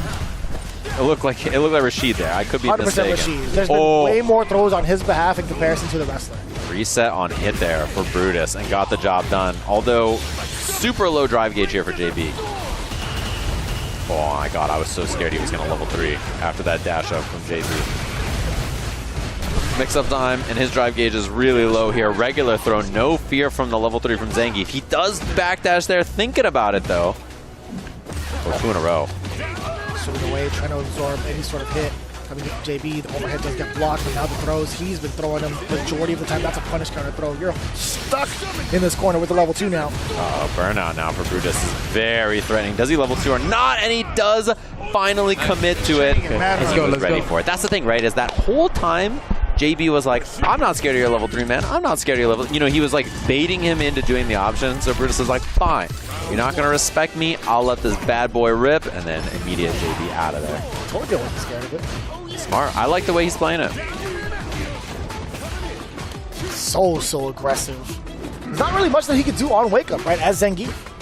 Yeah, defense, not his specialty, that's for sure. Damn. He does have jump cancel SPD, and then once he has level 3, his defense is very scary. Got away with the lariat there. Level 3 Zangief on wake up is terrifying to pressure against. Didn't feel that way for JB, I'll tell you what. Oh, reset on hit. He has no meter to get out of this, by the way, so drive impact probably imminent, I have to imagine. Although he has to find a chance. And yeah, that armor, that heavy punch will go through with the armor too. Nice. So that hit with the boy. I'm telling you, man, Brutus just brings the Filipino out. Talaga. Oh, jump back. He's scouting in neutral there. Resets on hit again. He be trying it over and over again. Yeah. Second time this game. Oh, looks like maybe JB whiffed his level 2 there. All right, maybe we'll see it now. Still gets a chance regardless. Wait, Desert Storm, what do you do about it, Brutus? Oh, trying to bait that throw. Doesn't find it. Oh, hit a button on the plus frame. I'm coming. Front throw. He gets Oki here as well. Dashes up, trying to find him, jumping out, not going for it. No misfire on the lariat this time. Oh! Big old chunky heavy punch. Good damage on that. Get the punish counter, strip some drive gauge. Does he level 3 or not is the guess. That's the scary thing about this pressure against Zangief. Coming in hot too. The knee hammer right afterwards. Brutus just trying to reclaim that space. Drive rush forward. Why not? JB coming in with the mix. Just another throw. Dash up again. I don't know about this one. It was the setup with the back dash. JB getting rid of the 3 bars yet again from the side of Brutus. Yeah, defense for Geef can be tough, man. That's why we're seeing situations like that. Finds it. EX Lariat, so he gets the Oki here. Nice and patient, though. JB just blocking it out. What a whip punish. Nice. Interrupt again. Although burns himself out. He has no meter here. So this offense has to work. If he gets pushed to the corner, Zangief's level 1. Not that good for getting out of situations like this. Oh, a little far. Level 2. Available for JB. Does not go for it. Oh! He was trying to bait. That connected at the very last second. From that far away? I wonder if he caught a normal. I didn't see counter hit. We'll have to see now. JB just big chilling. Until Zangief has level 2, these whirlwinds are not that scary. I don't know what that was, Steve. Misinput, I have to imagine. CA. See you later. Is it enough? With extra Zangief life, barely in the yellow. I don't know, it's very close. It might kill still. A little bit of life left, and now he's in burnout. Level 2! Oh! That's exactly why JB didn't even opt to go for the fireball. That level 2 would have absolutely absorbed. Oh, sorry. Breezed right through it. Yeah. The air cyclone. Yeah, Sky really tricky option to represent there at the end. I don't even know what else you can do other than like block it. Right. And I mean, he's like so tall that like I think he just stood up into it and got clipped by it. And that goofy face from Zang. When he makes that face, you know he's going to be doing something evil to you. So we haven't seen it yet. I would love to see it. Yeah, he's tried. Give me bad guy Brutus arc. Uh-oh, maybe this is the start. I mean, it has to be more than that. Just because you're a bad guy doesn't mean you're a bad guy. That's true. Oh. A little medium kick check. Like that Brutus is keeping it safe and solid. Oh, spaced out. And now, at this point too, JB, I think getting walled out a little bit more by the normals and stuff. I like that attempt. Not ready to counter DI. JB getting up there in age. Huh? That's stage check. Why is that so real? Let me see your ID. Oh. When in the ground game, you don't have to get desperate. Goes low. That's so far still. I know. Level 2 available now for Brutus, though. So he is a little bit better to harass against. Oh, he tried. I like that attempt. He just wanted to hug the world. Does he drive impact is the question. No longer a threat, but he DIs through. That was so smart. He did drive rush, button, saw Brutus was going to use the armor on the heavy punch, drive impacts that. Very smart. So set point now for JB. He barely had enough life to live through that armor. Or live through that heavy punch, excuse me. Yeah, this performance from JB has been super impressive. Whip punish sweep. Doesn't take the side swap, but yeah, finds a little hit confirm there. Into the level 2 off the hell stab. You get the jackhammer going through the full motion. Takes the Oki. Oh my. Sweep as well. Every single thing has worked for Brutus so far. It whiffs. Nice. Oh! Tough. Oh, good. Brother. As soon as he saw him jump, he's like, this is mine. Yeah. Pop fly, got it. Got it. And no meter spent, which is pretty nice. He still has that level 2. I'm invincible. Spine buster. Oh, he was waiting. Trying to see if there was going to be some kind of reversal there from JB. Has that level 2, yeah. This is going to always such a big threat here. Delayed a little bit. He's being a little cautious about it. And Brutus just takes the parry. That's a punish. And he used the tornado still. He had a little bit left. Doesn't hit the hard link. And I have to imagine Brutus has got to be a little scared of doing level 3. No. I don't think this is enough to kill, is it? He can level 1. It should be. Oh, he missed the link. Oh, no. Oh, my God. You better kill him. Kill this man 2 times over. Critical art for his loyal fans. Yo, he's getting extra screen time. Too bad he couldn't get a side swap on that or anything. There's no meter available for JB, so this pressure is going to be very scary. Oh, he's going to catch him, though, until that burnout's over. Oh, that sucks. That's a lot of drive gauge for Zangief gone just like that, and now JB dancing on him. Although, this is winnable. Oh, that was a smart backdash. JB, the 3-0, recognizing in that scenario that the command grab was likely to come out. Very impressive play. That was so difficult to even try to chase down. Brutus had to really fully commit to just moving, drive rushing forward, occupying space with those normals. As soon as JB got that initial whirlwind out, it was like, all right, well, that's too much time taken away from him. Then you saw that sense of urgency even more so from Brutus. It's just, it sucks that it happened to be in that part of the set. I would have loved to see a little bit more go back and forth between the Zangief main, the Zangief specialist, I should say. But 0 and 3, hey, we'll take that if you're C9. Instead of a full-on blowout, we get to at least scrape some of these points away from Red Rooster. Now we're going into the tiebreaker scenario. Really interesting. I had imagined Boost has to be the one, right? I mean, JB's pretty hot right sitting now. On the hot seat. He's is he still staying I mean, he hasn't gotten up quite yet. But what I'm curious about is who they send for Red Rooster. Obviously, they have had 3 of their players play. The one that hasn't played is Mono. But I'm curious if they're feeling like Ajax or, both of them just won their matches, right? The other 2 besides Brutus. So either of them could be sitting in that hot seat feeling like, dude, I played well in my match. I'm feeling good. Put me in. So I would imagine it's one of the 2 players that just won just because they're kind of, they're hot. They just played. They're feeling good. Whereas Mono's kind of just been not playing. And I don't imagine we send in Brutus because we just saw that 3-0, right? So I would imagine it's either Uriel or Ajax, and I think either of them could do it. And JB just posted up in that seat. I don't even know if the team had a discussion. I think it was like, this guy just 3-0'd, he's looking good, just put him back in. All right, looks like Uriel's maybe going to be the one sitting down here. Uriel for their team is an interesting choice. I think him and Ajax, but either of them make a lot of sense considering they both just played and did it very well. So selecting either of them to come up here, do some gaming makes a lot of sense to me. Yeah, I mean, like, historically, Ajax has been one to kind of, like, take his time and digest some of the matches and figure out what he needs to do. Uriel, he's just going in guns a-blazing. Yeah. And I think his tricky kind of, like, aggressive choices can definitely be very overwhelming for a first to one. So here it is, tiebreaker match between these 2 to get that extra 5 points for one of these 2 teams. And they could both use them, right? Like, Cloud9 wants the points to try to overpass Fighting Spirit, who hit 100, and obviously Uriel. Oh my God, that's what I mean about this first to one. Why not? Oh boy, yeah, JB is down. He's down. He's down to clown. He's down to get a little silly out there. Oh my, he just let the whole thing rock. Nice whip punish. Whoa. And a front throw after 2. He didn't take a side swap or anything like that. Punish in range. So far. Oh, he interrupted. There was too big of a gap, and JB forcing a burnout, but he finds the counter hit confirm. Nice work. Threading through Jin Rise. And also threading past the Dragon Lash. This guy has been maintaining his backdashes since the Brutus fight. Yeah, I'm very impressed with what we're seeing from JB. Obviously, always a good player, but man, he is locked in right now. What a read on that. He was minus and then immediately said, okay, crouching medium kick. Pushes him past. Eagle spike for the throw break. And look at that. Look at this damage. Sick, man. Yeah. I love the fact that you still get that pickup. That is a humongous starter. One of the biggest starters that you can have with this character. So, baits the throw. One more guess will do it for JB here. Immediate drive impact, and he's deader than dead.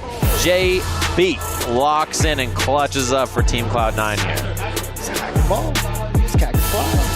He to be just as aggressive as anybody else here in the league. He's got such a great understanding of what type of tactics need to be used in a first to one. It's actually out of control.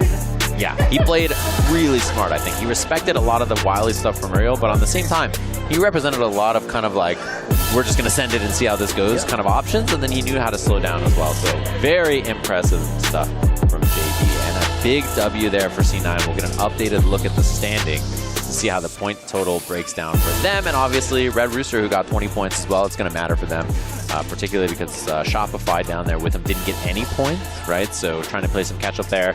As long as you can get past them, get into that 4th place slot, maybe you have a chance to make it to that finals offline inject.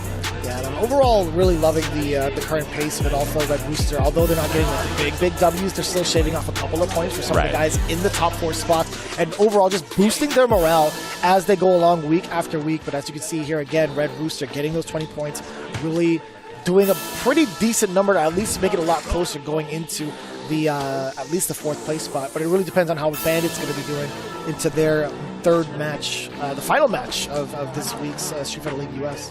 And of course, we want to keep an eye on Asus. You can elevate your viewing experience with an Asus ROG monitor featuring stunning visuals, ultra-fast refresh rates, ergonomic designs. They're perfect for gamers and professionals alike. Visit asus.com to find your ideal display today.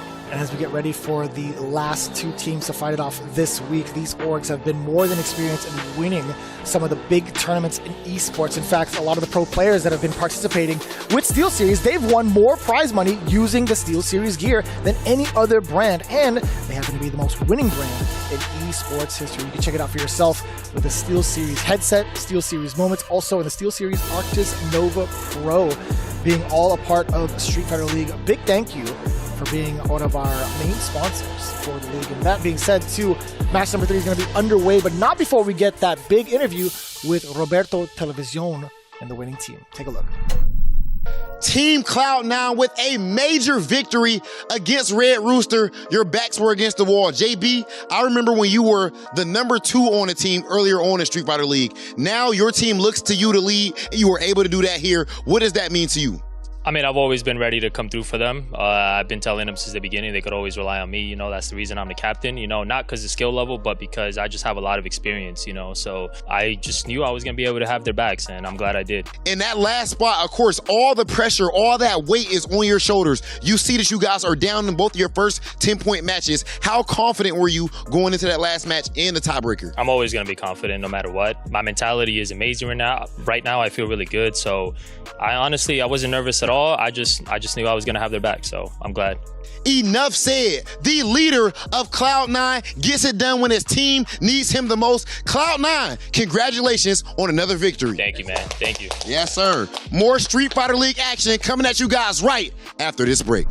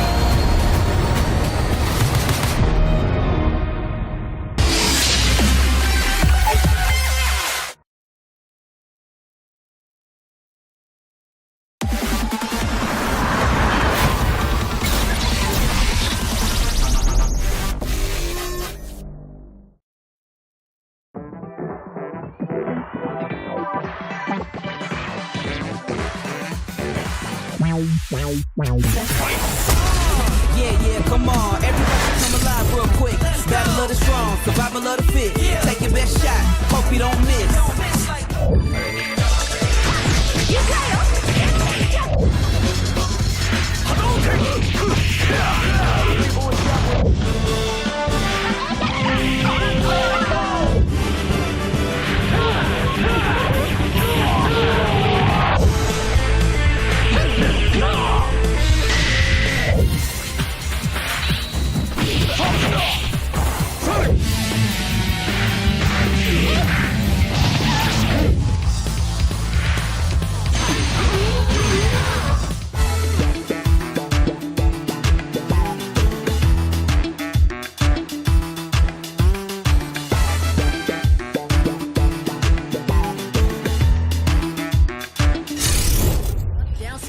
combo. I ain't never scared, never quitting is the motto. Come on, everybody come alive real quick.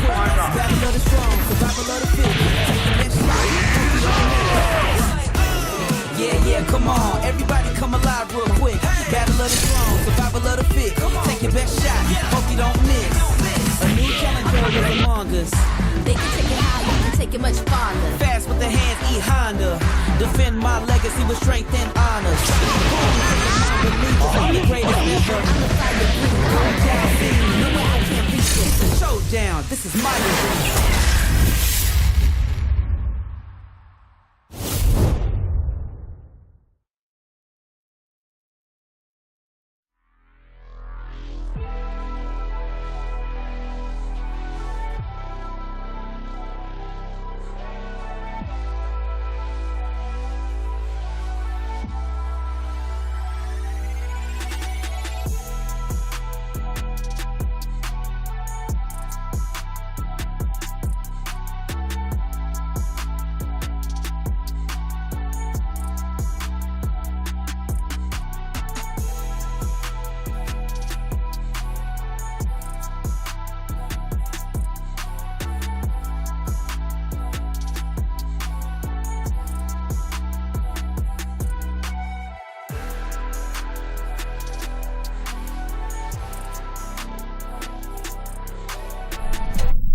Welcome back, everybody, to Street Fighter League Week 4. We have the match I think most people have been waiting for probably the whole time they've been tuning into this league. What I'm very excited for, of course, FlyQuest versus Bandits. What some people would say are both the top dogs, both the top contenders, and currently in the hot spot to get themselves into first place. However, depending on how it's spun off, Bandits have an opportunity to get a full sweep and potentially put themselves at first place in a common occurrence where it could be 30-10. Both of these cats could be at 105 points and all be tied at first place with a three-way tie, depending on the game differential. Right. But we'll see how that goes out. I doubt we'd see a full-on blowout, to be honest with you. Right. These teams are too stacked, I think, for that to happen, probably.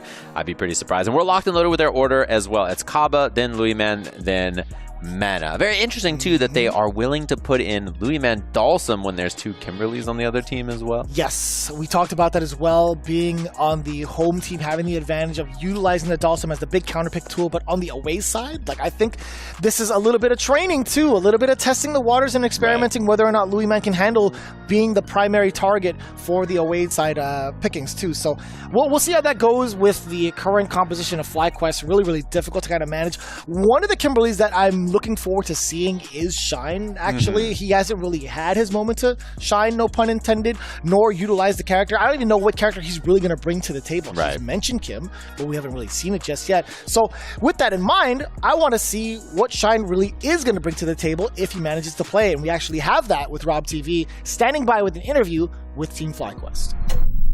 Now, this is one that I could not be more excited for because my dog is back on Street Fighter League. Team FlyQuest. Shine, what's going on, bro? Yo, bro, how you doing? I'm feeling phenomenal, man. So far on Street Fighter League, you guys are starting off on fire. You are currently in first place. Let us know in general what the experiences have been so far, and can y'all keep this up?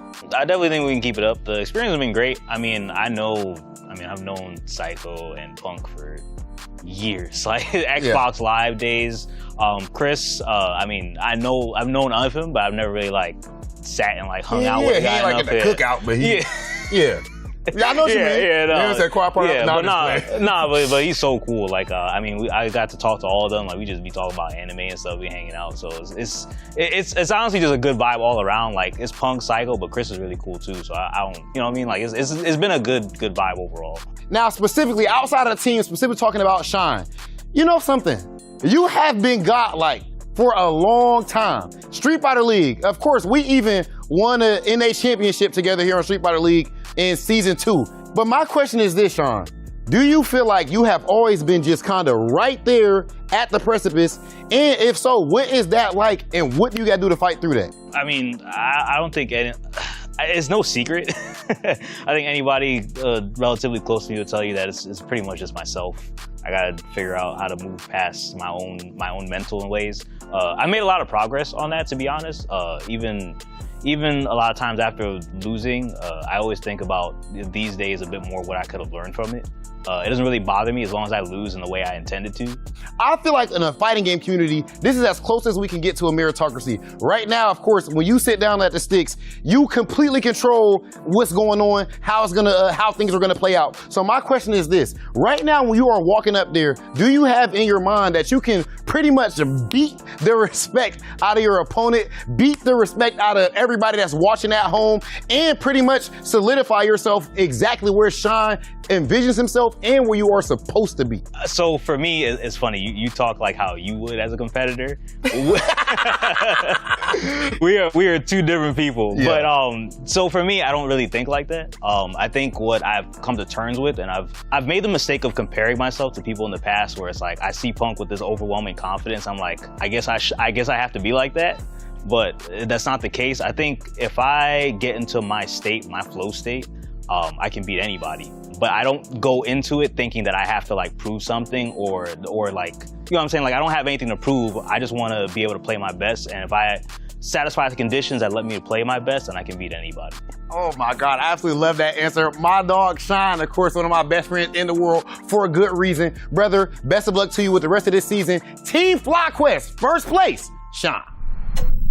Shine is a very, very talented player. He has been for many years. It's just a matter of time of where you want to put him. It's definitely a big one. And I think he's an awesome tournament player and also a good team player as well. That's something that I was really happy to see when I asked him to work with us on the Slam. That's right. He was super awesome at coaching everybody, super good spirits the whole time, super good vibes, and he's just like a blast to be around.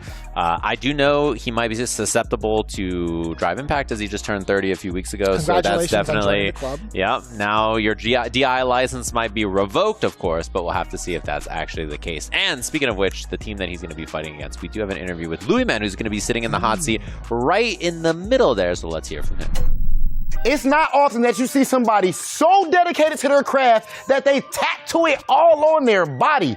My man's with the Dawson. That is actually ridiculous. And of course, this is none other than Team Bandits, Louis Man. What's going on, bro? Yo, my bro. How you feeling? I'm feeling phenomenal. Louis, man, what possessed you to go ahead and do this? This looks ridiculous, man. It's dope. You know, Sim has been my character since I started playing Street Fighter back in 4.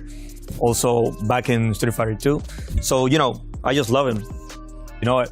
So I'm here, you know, because of him. So I gotta tattoo him. Okay, so if you are here because of him, what do you say to anybody who might say that you are also here because of your brother, Mina RD? Is this a handout? No, some people think of that, trust me. And even some of them has told me before that, you're Mina's brother, like, yeah, you're gonna be there because of him. So no, I'm here because I'm winning. I'm first place now in the World Warriors in my region. So I deserve that. And do you believe that you showed that in your first match that you had at Street Fighter League? Last week, you go up against Ajax Fidelity and get the victory. Do you think that that has proven your point? Of course. You know, Ajax is one of the best in our region. He beat me once in a World Warrior. So now I have my revenge. So, you know, I'm feeling good. Right now, everybody looks at Mina RD. We know he's a 2-time Capcom Cup champ. We look at Cabo. We've seen him for years putting on all over the world. But right now, I don't believe that they look at Louis Man in quite the same light. Why is that? If those players were able to make it to the big scene, they came from the Dominican Republic, like me. So you can expect more from more players like them, and to make it up, you know, to the big stage, like maybe a Capcom Cup, to win a Capcom Cup, to win an Evo. So be ready for us. Most of us can come up. Louis, man, you are showing it already. Huge win already over Ajax Fidelity. Undefeated up to this point, and we are going to see what happens with the rest of this season. So there you have it, of course, fun to hear from him. And yeah, he's a really talented player. I don't think anybody thinks of him as like, oh, you're that guy related to that other guy, or you're this guy or that guy. Like, he is just a really talented Street Fighter player. I have a confession to make. What's that? I didn't know they were actually brothers until like the beginning of this year. Oh. Yeah, I don't... Because like, you could say like, yo, that's my bro, that's my brother. Yeah, man. sure, like, yo, sure, Cabo, sure. yo, that's my brother, man. Like your family. Chris Tatarian, Yeah. that's my brother too. Sure. You're both bald. Shao Hai. Yes, surely. That's what I thought you were going for. But that's the thing that I mean. meant for the perspective of mana, dude. Oh, yeah. But I don't think most people probably associate him that way either. I think about him as a super talented Dawson player that I just watched playing all the online tournaments here. I agree. Right? So I don't really think about him that way either. But also, he's just a beast. And I'm very curious to see him hold it down here for his squad. And it looks like FlyQuest picked their first player to go up there. It's going to be Chris CCH, who didn't have the best performance last week on SFL, but I think is a pretty solid player and a good pick to just send in overall. We talked about this matchup before. Ed has a lot of countermeasures that he can deal with Guile's Sonic Boom game. The flickers and his own fireballs, which can dissipate and then get rid of it. So Kaba, who's been in the clutch captain's position each time so far and is now first on his squad. And Chris CCH, of course, just big chillin'. He was used to being the kind of captain's match for Team CLG and SFL before. Now he's just in this first slot, sent in to deal with this Guile first and foremost. Okay, we like that. Yeah, back to Nooch. Yeah, we like it. Instead, stinky back. Being able They to don't apply like pressure, playing. it is kind of smelly. Yeah, sending Guile full screen like that. I mean, he did a delayed back throw. They don't like playing. He did a delayed back throw, obviously, Not because deep he was trying foul. to respect the flash kick. But losing that corner position is pretty unfortunate. Wow! It barely whiffed. Yeah, he's going to be fishing for stuff like that, crouching heavy kick with Ed now, just maybe trying to find that buffered into level 1 because he's in burnout and he's expecting a drive impact, so probably the thing he's been looking for, but he's about to be out of burnout. Oh, did you see the real back animation as the screen freezes? My God. CH. Confirm CH. CCH. A little one hit confirm right there. Level 1, Chris CCH looking good. And that's a thing that Ed has in spades. He's got that in his crouching heavy kick. He can hit confirm them, which are really, really good. Oh, that's a big block. Block spamming me this league. Strip the drive gauge with level 1. Save jump will burn him out. Unless he perfect parries, which he does. He might still end up in burnout, but he bought himself some time. Okay. It was a counter hit attempt again. I think he's been fearing that burnout. Level 1, already close to death here. All Kaba needs to do is send a couple of booms his way, especially with that burnout. And the delay, a very last second to get that flash kick at the appropriate timing. Chris CCH eats the boots midair. Honestly, not that bad that he got hit by that level 1 there, because Kaba now has no level 3 for this round, which is a huge meter advantage for Chris CCH. Obviously, Ed builds tons of resources with his level 2, so very likely if he lands a hit into level 2, he can have level 2 into level 1 in this round. Nice perfect parry in the corner, holding this position, crouching light kick buffer. One hit can do it here. Strip that drive gauge, very bad spot. Chris CCH big chillin' now with all kinds of offense and plus frames, and Kaba looking a little lost on how to deal with this. My and the God, level 3 hit confirm. Dear God. He's thinking about that TNS, bro. Christopher CCH. Not enough to kill, but very bad spot for Kaba here. Burnout going to be a factor very quickly, but a big jump.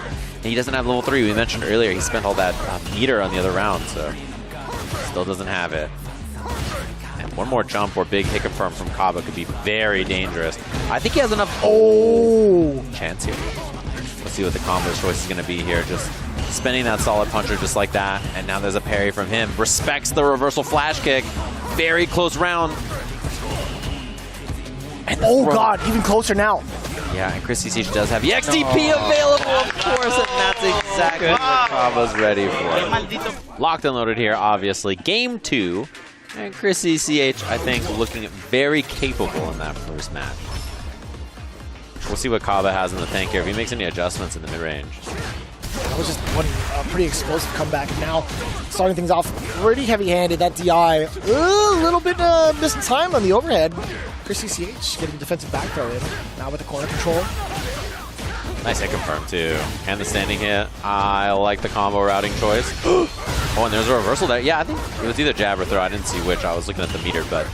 It looked kind of like a throw, but it's very similar in animation either way, right? Nice stuff. That was very good as well. Chris CCH in a good spot in the corner here.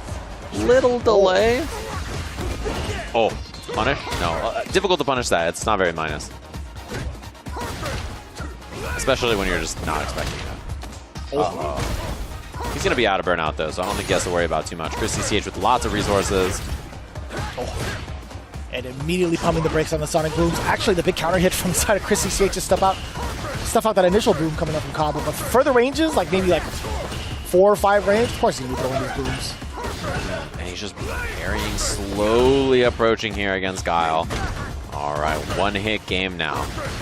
So the buffer's there. Obviously, one thing that Ed always has in every matchup is the ability to EXDP through the booms and any fireball, so you have to be very careful about that if you're Kaba as well. Okay, level 2 from full screen, trying to get something to go here. The thing is you can parry it if you walk into it, but that's why he's staying nice and close to it. So the parry, he can push him out and do that. Yeah, big bait. Nice.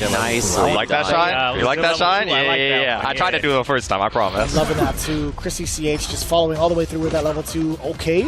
Medium kick, showing a different look with the anti-airs. Oh, got him with the flicker and a nice bait on that as well. Heavy blitz gives him good Oki here. Caught him holding up. We're seeing a little impatience coming from Kaba after a blocked flicker. Perhaps Chrissy CH, if he can get him into that situation again, could take full advantage of it, but not for a while as Kaba makes the big return. To the I'm sorry, I'm doing a big Wait a minute. Do we get it? We don't need. Doesn't even need the dream here. It's going to be more than enough to kill. Wide awake. Yeah, clean and efficient. Y'all pre-tournament combos, not dream. I wasn't apologizing to you guys. I was apologizing to John. I know he's watching. I know he's judging the hell out of me. Yeah, I know you guys are. Just him. Just him.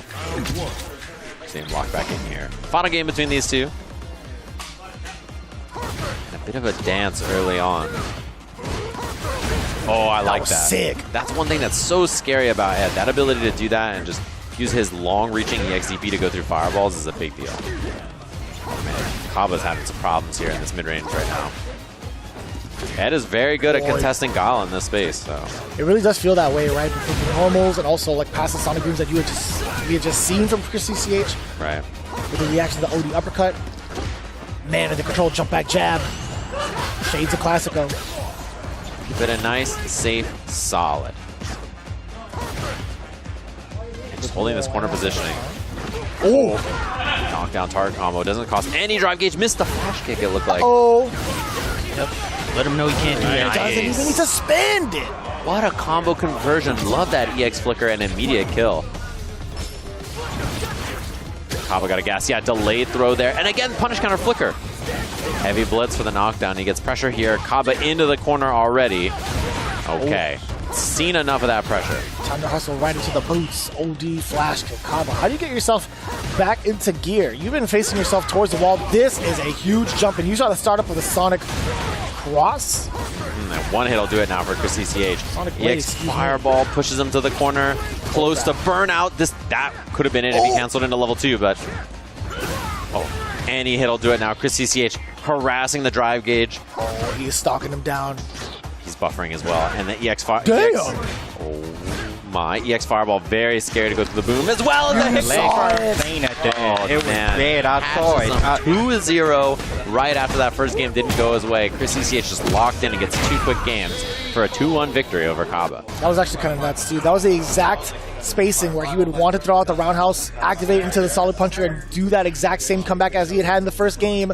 But Chrissy CH, with the presence of mind to understand, like, yeah, this is probably the time where I should start to control that space. This is probably the time where I should throw out that normal. And exactly did what he wanted, get that counter hit, full conversion, full confirm into level 3. It was beautifully done from Chris. Yeah, and the curious thing for me now is, so Louis Man's going to be coming up, next player there on the team.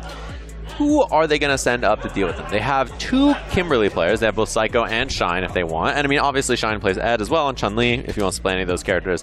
And then they have Punk also on Cannon. All these choices are fine. So Psycho stepping up to the plate, as we had expected. It had to be a Kim going up against the Dhalsim match. This is truly the test, I feel like, for Louis Man being in the away positioning for his team Bandits. Yeah, problem with playing a character like Dhalsim, right, is as good as he can be, he does have matchups that I think are a little frustrating to play, and this is a good example of one of them. So, sent up here. We'll see if it actually is that bad, right? I think Kimberly, obviously, this is the kind of matchup she would prefer to play, but whether that's actually the case, you know, in this tournament match, we'll have to find out. Plus frames here, and jump back immediately. It's unfortunate. He got a punish counter, but his limbs were just too short in that moment. Him knowing to be the guy with the stretchy limbs, not being able to reach off of his lights. Tragic. Just waiting out the float. I like that. Got some drive gauge back. And Psycho immediately covering that space that he lost. But drive gauge for Louis Man looks really solid now. He just kind of waited it out. It's one of the big benefits that he has, right? Being so funky when it comes to his movement. It allows him to kind of create the space, but also the time away from the opponent to get some of his drive gauge back. Punish counter this time. Again, off of the Jarrell kick. Not going to get much out of it. Wow. Yeah, twice we've seen him go for that escape option, which I think is very smart. Fireball from behind. Minus 10 with spacing, though. And yeah, he just doesn't care. He's like, whatever. Oh, jeez, that would have been sick. I like the that was a sick try. That was a sick try. Yeah, that Dawson change is really annoying to deal with for a lot of characters. You know, your own drive gauge goes down when you block it, you lose that gray life, and then annoying to punish for a lot of the casts. For it right now, Psycho is just trying to find a way in. Being at full screen is going to be kind of like tantalizing. You never know when Leeman's going to go for the teleport. Fireball behind, fireball behind. And then Kimberly players, it's so tempting to go for something like that, right? Go for the run slide or go for the plus frames, and obviously something that Leeman is sniping, of course, waiting. Ooh. Oh, reset. Oh, he went for a reset throw, and Leeman was ready with attack. Nice block. Yeah, holding parry there, so he doesn't have to block it. Snatching up the neck two with the overhead. Oh, yo, mid-air. Off with a crouching heavy. Takes the knockdown too, builds up a bit more of that drive gauge. Oh, and I like the harassment, just forcing him off that block. Should be a kill with no meter spent here. Bro, barely. Off with the slide too. Yeah, a little slide action to get the kill. Now built up almost to level 3 as well, which is very important here for these combo extensions especially. He hasn't gone for throw for a little while. He got dissuaded, and I like that he brought that back to the table here. Level 3 spend. Damage buster. Let's go. Get him one line. A little bit more now. Both doing shine super today. Now is Leeman. Locked loaded with 3. Stuck in the corner. Takes a throw. Psycho on the offensive. Watch out now. Ooh, I like that delay. Counter hit confirm. Does have another bar to drive rush here. I don't know. It's going to be level 1 at the end maybe for the kill. We really do this. Oh my God. We really do this. I told you, Psycho. Yeah. It's enough. The can from the top rope. Just drop it on him. That was pretty sick. I'm not gonna lie, I didn't know you were the master of the matchup like this. I'm seeing some that is unbelievable. Don't worry about this one, Chris. I told you, y'all matches are guaranteed. He can just slide under a fireball. Yeah. This matchup. I'd be all about it. I'm Hadoukening. He jumped. I'm sure Hadoukening. Just the comms. You gotta get the call outs. Oh, gnarly throw bait. He blinked. That's teleport. No, he blinked. Oh. I like it. I like we're seeing a little bit more offense from Leeman. A lot less passive play, which I think is important to represent with Dawson as well. Oh, God. That way. Man, he went all the way through. He was committed to that slide. In your heart, there are 2 wolves as a Kimberly player. You know, the one that's like down to walk back and forth, and the one that's like, you should run slide. You should run slide from full screen, you know? Right now. Yeah. You're about to die. And you need to do both. Yeah, you gotta be both Kimberly players. Almost on burnout already too, so I like Leeman throwing that. Yeah, free out of the corner. Although gets sniped. Fireball! You can't move! Fireball in front. Fireball in front. Fire hop. Oh, what an anti-air on that too. There's no escape, just sniping every angle. Oh, even after that slide? Yeah, I'm surprised the reversal jab wasn't a punish. Oh man, Leeman is just full taking advantage of this. That should be a punish here as well. Level 2's available. Doesn't spend it. I mean, this spot though looks incredibly good. Yeah, just do it. Why not? What are you gonna punish with? What are you gonna do about it? Yeah, punish again. Así mismo, Luis, una sola cosa. Después que tú le tiras Yoga Fire al Drive Rush, estás metiendo un delay, puñito. Suelto, vamos allá. Leeman had talked about that even before we started things off here at Street Fighter League. He's like, I can't wait to abuse this level 1. Very excited about it too. The knockdown all the way through. Fireball. Yo, that Fierce actually barely missing Kimberly's knees. It's very annoying to deal with the new level 1 from the Sim as well. Like, it's just a pesky thing to deal with. I like that. I like that we're seeing some new ideas from both of them here. Adjustments as the set goes on. Backdash the throw. Man, he has escape throw with drills and backdashes and so many things so far. Oh, a little whiff Oki setup. We called those. Oh my, not whip punish. I like it though. I like what we're seeing. Psycho is just representing a lot of good options. Oh, I think that's totally fine for Psycho up until this point. Yeah, I've got a little 1 confirm, get some space. Drive rushes in for some offense here. Back it away. He's gonna be playing it out. Oh, first time we've seen him even go for that teleport.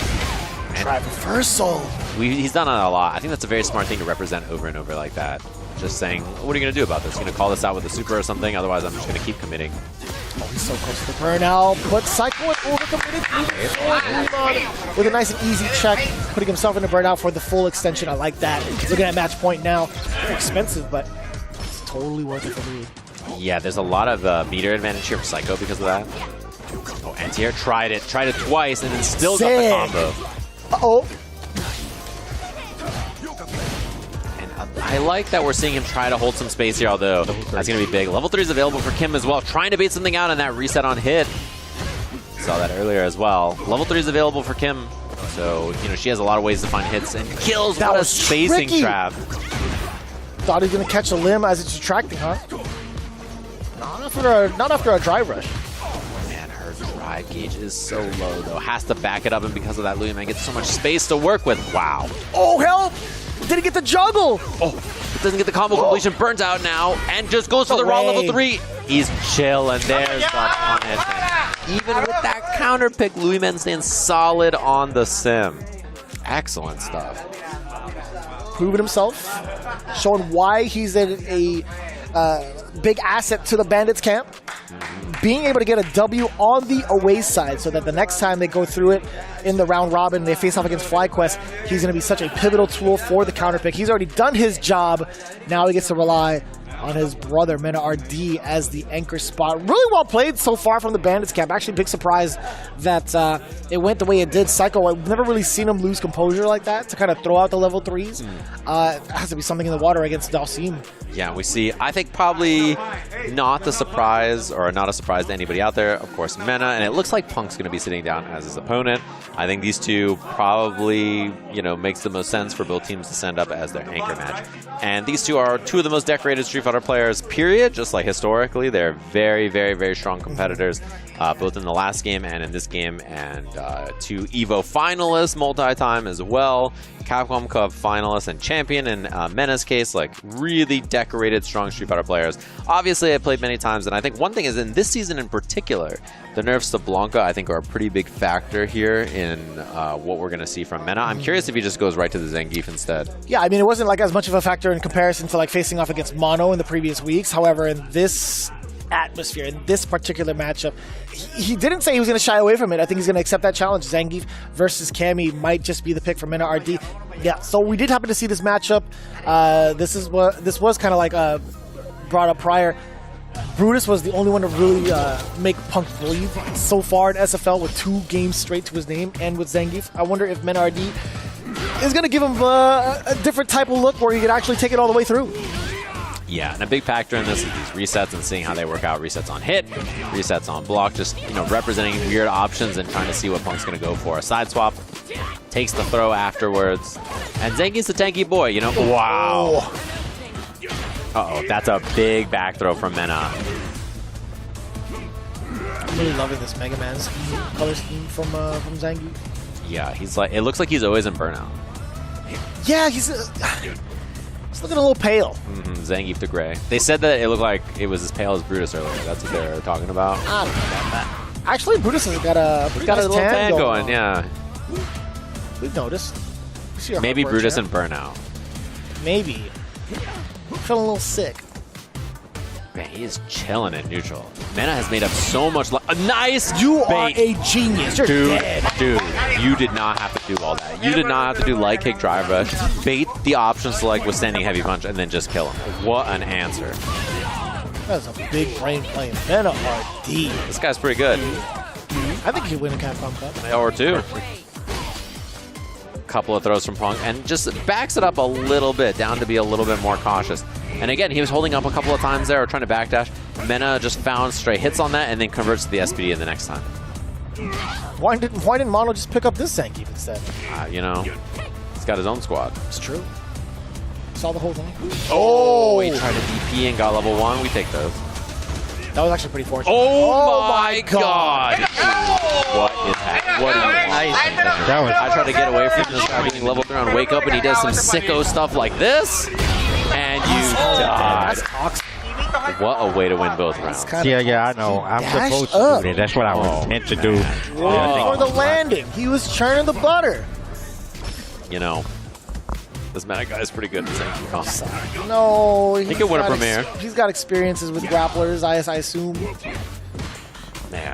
what a couple of answers to close out those first 2 rounds. Nice whip on it. Yeah, you are being literal too. A couple of answers for sure. Yeah.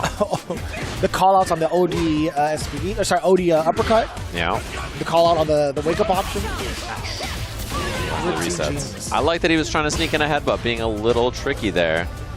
Knee spacing. Now you have to be a little bit more cautious with the knee. Before it was a bit belligerent, but all right, burnout now for Punk. Pretty rough spot, I can't lie. Okay, he's out. He fights out. No more meter though on the side of Punk, which makes drive impact very scary. It makes a lot of things Zangief wants to represent a little scary, but he's low on life now. We'll see what the response is from Mena. Gonna have to grind it out just for a little bit longer. Yes, sir! That was a clean-ass round. My bad. Exposure to the toes, low medium kick. That's all she wrote for the first round of game number 2. Punk trying to maintain his current standings, at least in this game. Oh, help. A little far. He was trying to find those pokes, and then I love him representing that chop a little bit more. Yeah, EX Lariat, knockdown after, drive rushes in for pressure, and he's holding this corner positioning. It's so funny to see his chest hair wriggle off of the standing medium punch. Never really noticed. Ooh, he is swinging. That crouching medium punch coming out. Both of them finding these sweet whip punishes. Should be able to be the kill here. Although, kind of a weird drive rush conversion. And now, Punk with a chance. This is, it might be a little bit dicey.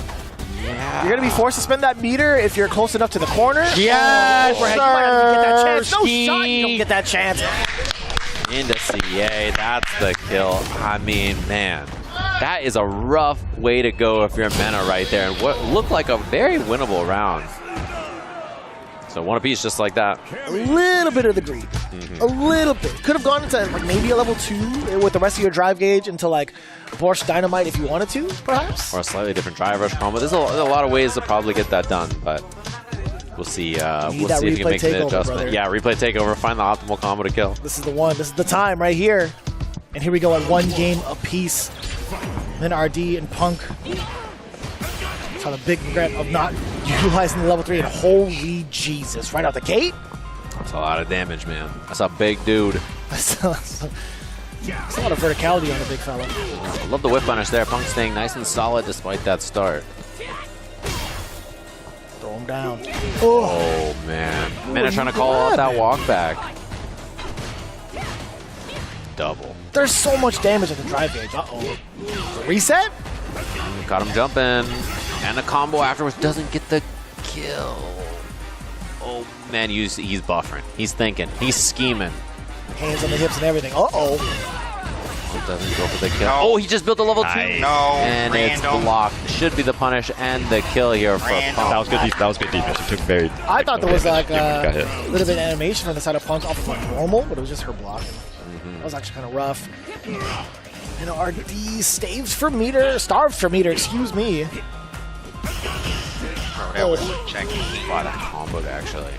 On that punish counter. Drive rush forward, punish counter, crouch jab. The good. Finds a sweep too. Mena looking okay here, despite spending a lot of resources in the last round. Oh, Jesus, the knee hammer. Barely recovering in time. Yeah, I was very scared. I think if Punk had hit the button slightly earlier, maybe he could have caught him. Probably. I don't know if it would have caught him grounded. Interestingly enough, the sweeps against the hammer again. Nope. Cross cut. Backdash. Nothing after. Mena was nice and patient, not just committing to the SPD. Zangief's been taking hella hits, and it's still like almost tied with Cammy. Okay, not until this point though. Oh, big challenge. And the knee goes over. Looking for another reset. Double driver should be the kill here for Punk. That's just not there. Easy peasy. 2-1, just like that. Safe combo choice. Yeah, I think one of the main objectives right now is trying to keep Punk stationary for the most part. It's the alpha, like Lexi. But he already already knows exactly what to do in this regard. I feel like Mena RD not having all of the experience just yet in this matchup, but he's figuring it out. MTV Cribs going in the back. Just spacing him out, keeping it nice and safe and solid. Resets again on hit. Wow, he tried to counter jab, and it just whiffed, and he got punished counter headbutt because of it. Oh my god, this life lead, this drive gauge lead.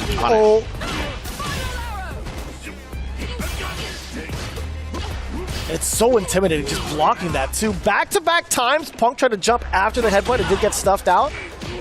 Not only are you getting a decent amount of damage from NRD, but also the damage to the drive gauge.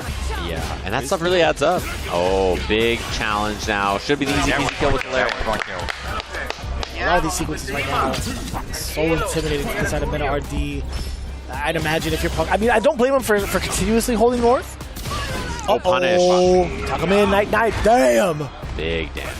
Drive rush goes for the safe sweep. Nothing too fancy after. Ooh. Little tag on the whiff on it. I miss the amount of damage it did to the drive gauge. I love seeing that now. Easy kill there. Doesn't go for anything fancy. Punish counter level 3. Huge damage and great awareness from him. Let's go. Let's go. Let's go. Let's go. Let's go. Let's go. Let's go. For their team here. 10 points each, as you mentioned earlier. That 30-10 score are going to be the total here. It's just whether it's going to FlyQuest or the Bandits squad. Oh, damn. Yeah, if NRD manages to take it down this way, it will be that three-way tie that we talked about earlier. If I'm not mistaken, right? Yeah, we'll have to look at the updated points spread. It's been a little bit of time. Oh! New ideas. The bear! Oh, God. Oh, God. This corner position with that buffering is scaring me. Just the way he pulled up. But he does walk his way out of the corner. He's just down a lot of life, and Mena's sort of okay with that, I think. Has one bars to his name. On the offensive is Punk down towards the border. Oh, baits a throw. That's huge. Big chance now. Punk a few opportunities away now. Another one. Oh, he thought the same thing. Nice. Let's go. Counter hit there. So set point now for Punk. How much meter does he have going into it? 2. More than 2.5. Could be absolutely devastating. Depends on NRD though. Couldn't find. Oh my. Oh, double. They both escaped. Oh God, everybody's whiffing. Everybody's missing. Scrambly action here. Oh, couldn't find the whip punish. Jeez, he's like crouching right in front of the range of like of jab SPDs. Oh my God, both of them. Just the pixels away. Maybe looking to bait the DP there on the drive rush heavy punch. Spaced out knee. I love it. I like that answer. He knows that he's been resetting on hit like that a lot. I think it's such a smart challenge, and then now he does it again. Let's go. Man, even though Benna burnt himself out, he got the kill there. So full meter for both. Final game, final round between these two. Man's is definitely playing rock, paper, scissors after every drive. I did like the show of hands with the parry from the side of Punk. Oh, this could be the beginning of something dastardly. Oh, sit him down. Oh, and a huge block. That's got to be close to GG's. Air EXSPD, it's close. Not enough, though. Punk one guess away. I mean, a jab, a medium punch, anything will do it now for Mena. And he finds the perfect, clutches it out for Bandits just like that after Punk has been such a menace for this FlyQuest team in that captain's position. Damn. The patience shown off by Mena RD throughout this matchup is insane. With the offensive capabilities that we've seen, the mix against someone like Punk, who has pretty damn good reads and defense, is getting blown up sky high. But that's just the character. That's the nature of the beast, right? Zangief being able to do so with the amount of damage that he gets off of these single throws, off of these single hits too. It's very impressive to see this kind of change up from Mena RD. Very impressive from both of them. What a 6 set between these two. We'll get an updated look at the score in just a little bit to get you all caught up on how things are looking and see which of these teams is up there. I know FlyQuest was just slightly behind Cloud9 earlier, and the 10 points from this will be helpful there. And then, of course, the 30 for Bandits is going to skyrocket them all the way up there. So it's going to be a pretty interesting look as we close out week 4 of SFL. Of course, we've had our 3 matches for the day, and very impressive play to close us out, this FlyQuest Bandit squad. I think these are the 2 teams that everybody's really excited to watch, right? I mean, this match really delivered, I think. We're only at week 4, by the way. Right. Just about to be at the halfway mark. It's been so amazing to watch it all unfold right now. Hopefully you've been enjoying all this SFL action so far, and we appreciate our lovely sponsors thanks to SteelSeries, of course. SteelSeries Moments is the easiest way to record and share your gameplay with friends. Moments in-game auto clipping lets you capture and share your clips anywhere. And just like Ben RD, the way that he's been leveling up his Zangief, you too can level up your gaming with Asus ROG monitors designed for both console and PC gamers. Asus ROG offers various panel types, including stunning OLED displays at the highest refresh rates. Visit asus.com to elevate your experience today. And with that in mind, again, we have concluded our final team battle for week number 4, but not without the interview. Standing by is Robert Television with the Bandits camp. Let's take a look. Some things never change. Just like that, Team Bandits with a huge win over FlyQuest, snatching their first place position. First and foremost, Louis, man, you let it be known in the interview we had before this that you were not to be slept on. You let it be known that you belong to be here on Street Fighter League, and then you just got that victory. What is going through your head right now? I'm so happy that we made it today. We work hard, as always. And, Bandits is going to become champion again this year. Okay, absolutely undefeated at this point. And please let me talk to my man's Minna RD. First and foremost, is Minna back? He never left. Enough said. Now, in that match, of course, we saw you in a position that we've seen you in so many times. You're in a clutch. It is you versus Punk the God. 2 titans facing off, and only the strongest, whoever wanted more, was going to be the one to survive. How confident were you in that Punk matchup? And the Zangief versus Cammy. That was ridiculous. I was very confident, honestly. I've been preparing for Punk since Evo, but I haven't had the consistency he had this year, so I wasn't able to face him. But as soon as he beat the Blanca in those online tournaments, I was like, okay, I got to prepare something new. And I'm glad it worked out. I was confident it was going to work out, and I'm confident it's going to work out again. In the moment that set the chat on fire, I almost lost my voice in that situation. That super in that spot after Punk jumps back. What is going on with that read, bro? Honestly, I knew he was going to run away from the CA because he's looking at the health bar. He's like, oh, I'm going to die from this. So I have to find the ways to land the SPD, especially because I'm preparing to use Hugo against Justin in Third Strike. That's the best thing he can do, land the SPD. So I was practicing a lot of situations like, how can I land this super? And I'm glad one of them worked out, so I hope people enjoy that. That was godlike, a showman and a champion. Team Bandits are reigning champions for Street Fighter League, and they are trying to do it again. We have more Street Fighter League for you right after this break.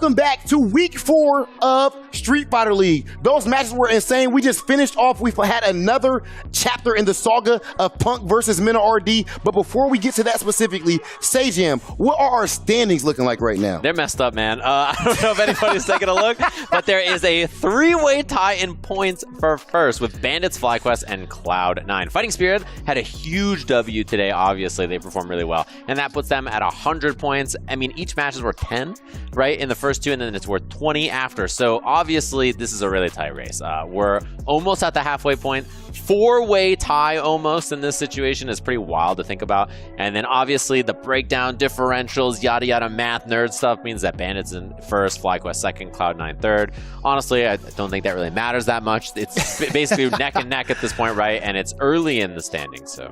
Yeah, I mean, if you've been following along, it's pretty easy to kind of keep track who's going to be breaking those tiebreakers majority of the time. But one of the big significant deals is Fighting Spirit being at just a 5-point deficit away from the top 3 spots. That's pretty significant considering they scored a big 40 bomber in the very first match up against the team that you actually had your eye on. I also slightly had my eye on them, but majority of the folks at home have been keeping an eye on Shopify Rebellion. How did that even happen? Bro, what in the world is going on with Shopify Rebellion? I mean, I just don't understand this whatsoever. A 40-0 is entirely unexpected. And to be honest, I think things start with my buddy, Knuckle Dude. The reason I say that is because when, in the end of the day, when you're the strongest player on the team, when you're the leader, the one with the most seniority, if you go out there and win, and he's been in the first spot. Yeah, exactly. When you lose immediately right there, the morale is just kind of plummets right there into the ground. Now, of course, the other teammates could pick up the slack, but when you are that guy, then the weight is on your shoulders. For sure. And the interesting thing to me, too, is to not only think about the standings in terms of where they are, and we obviously saw the matches today, but what your home and away situation is left, right? So, obviously, Team FlyQuest in a good spot, but them and Fighting Spirit have only 2 home games left to their 4 away, whereas, you know, if you're a Cloud9 here, sitting there tied for points, you have 4 home sessions left. You have to feel pretty good about your odds of especially being in the top 4, but I think maybe securing a top 1 or 2 spot. Makes a lot of sense, too, going into it with Red Rooster and Cloud9. You talked about Cloud9 briefly in a very, very comfortable spot. Red Rooster not really bringing the hot sauce to the table just yet. It's looking kind of rough.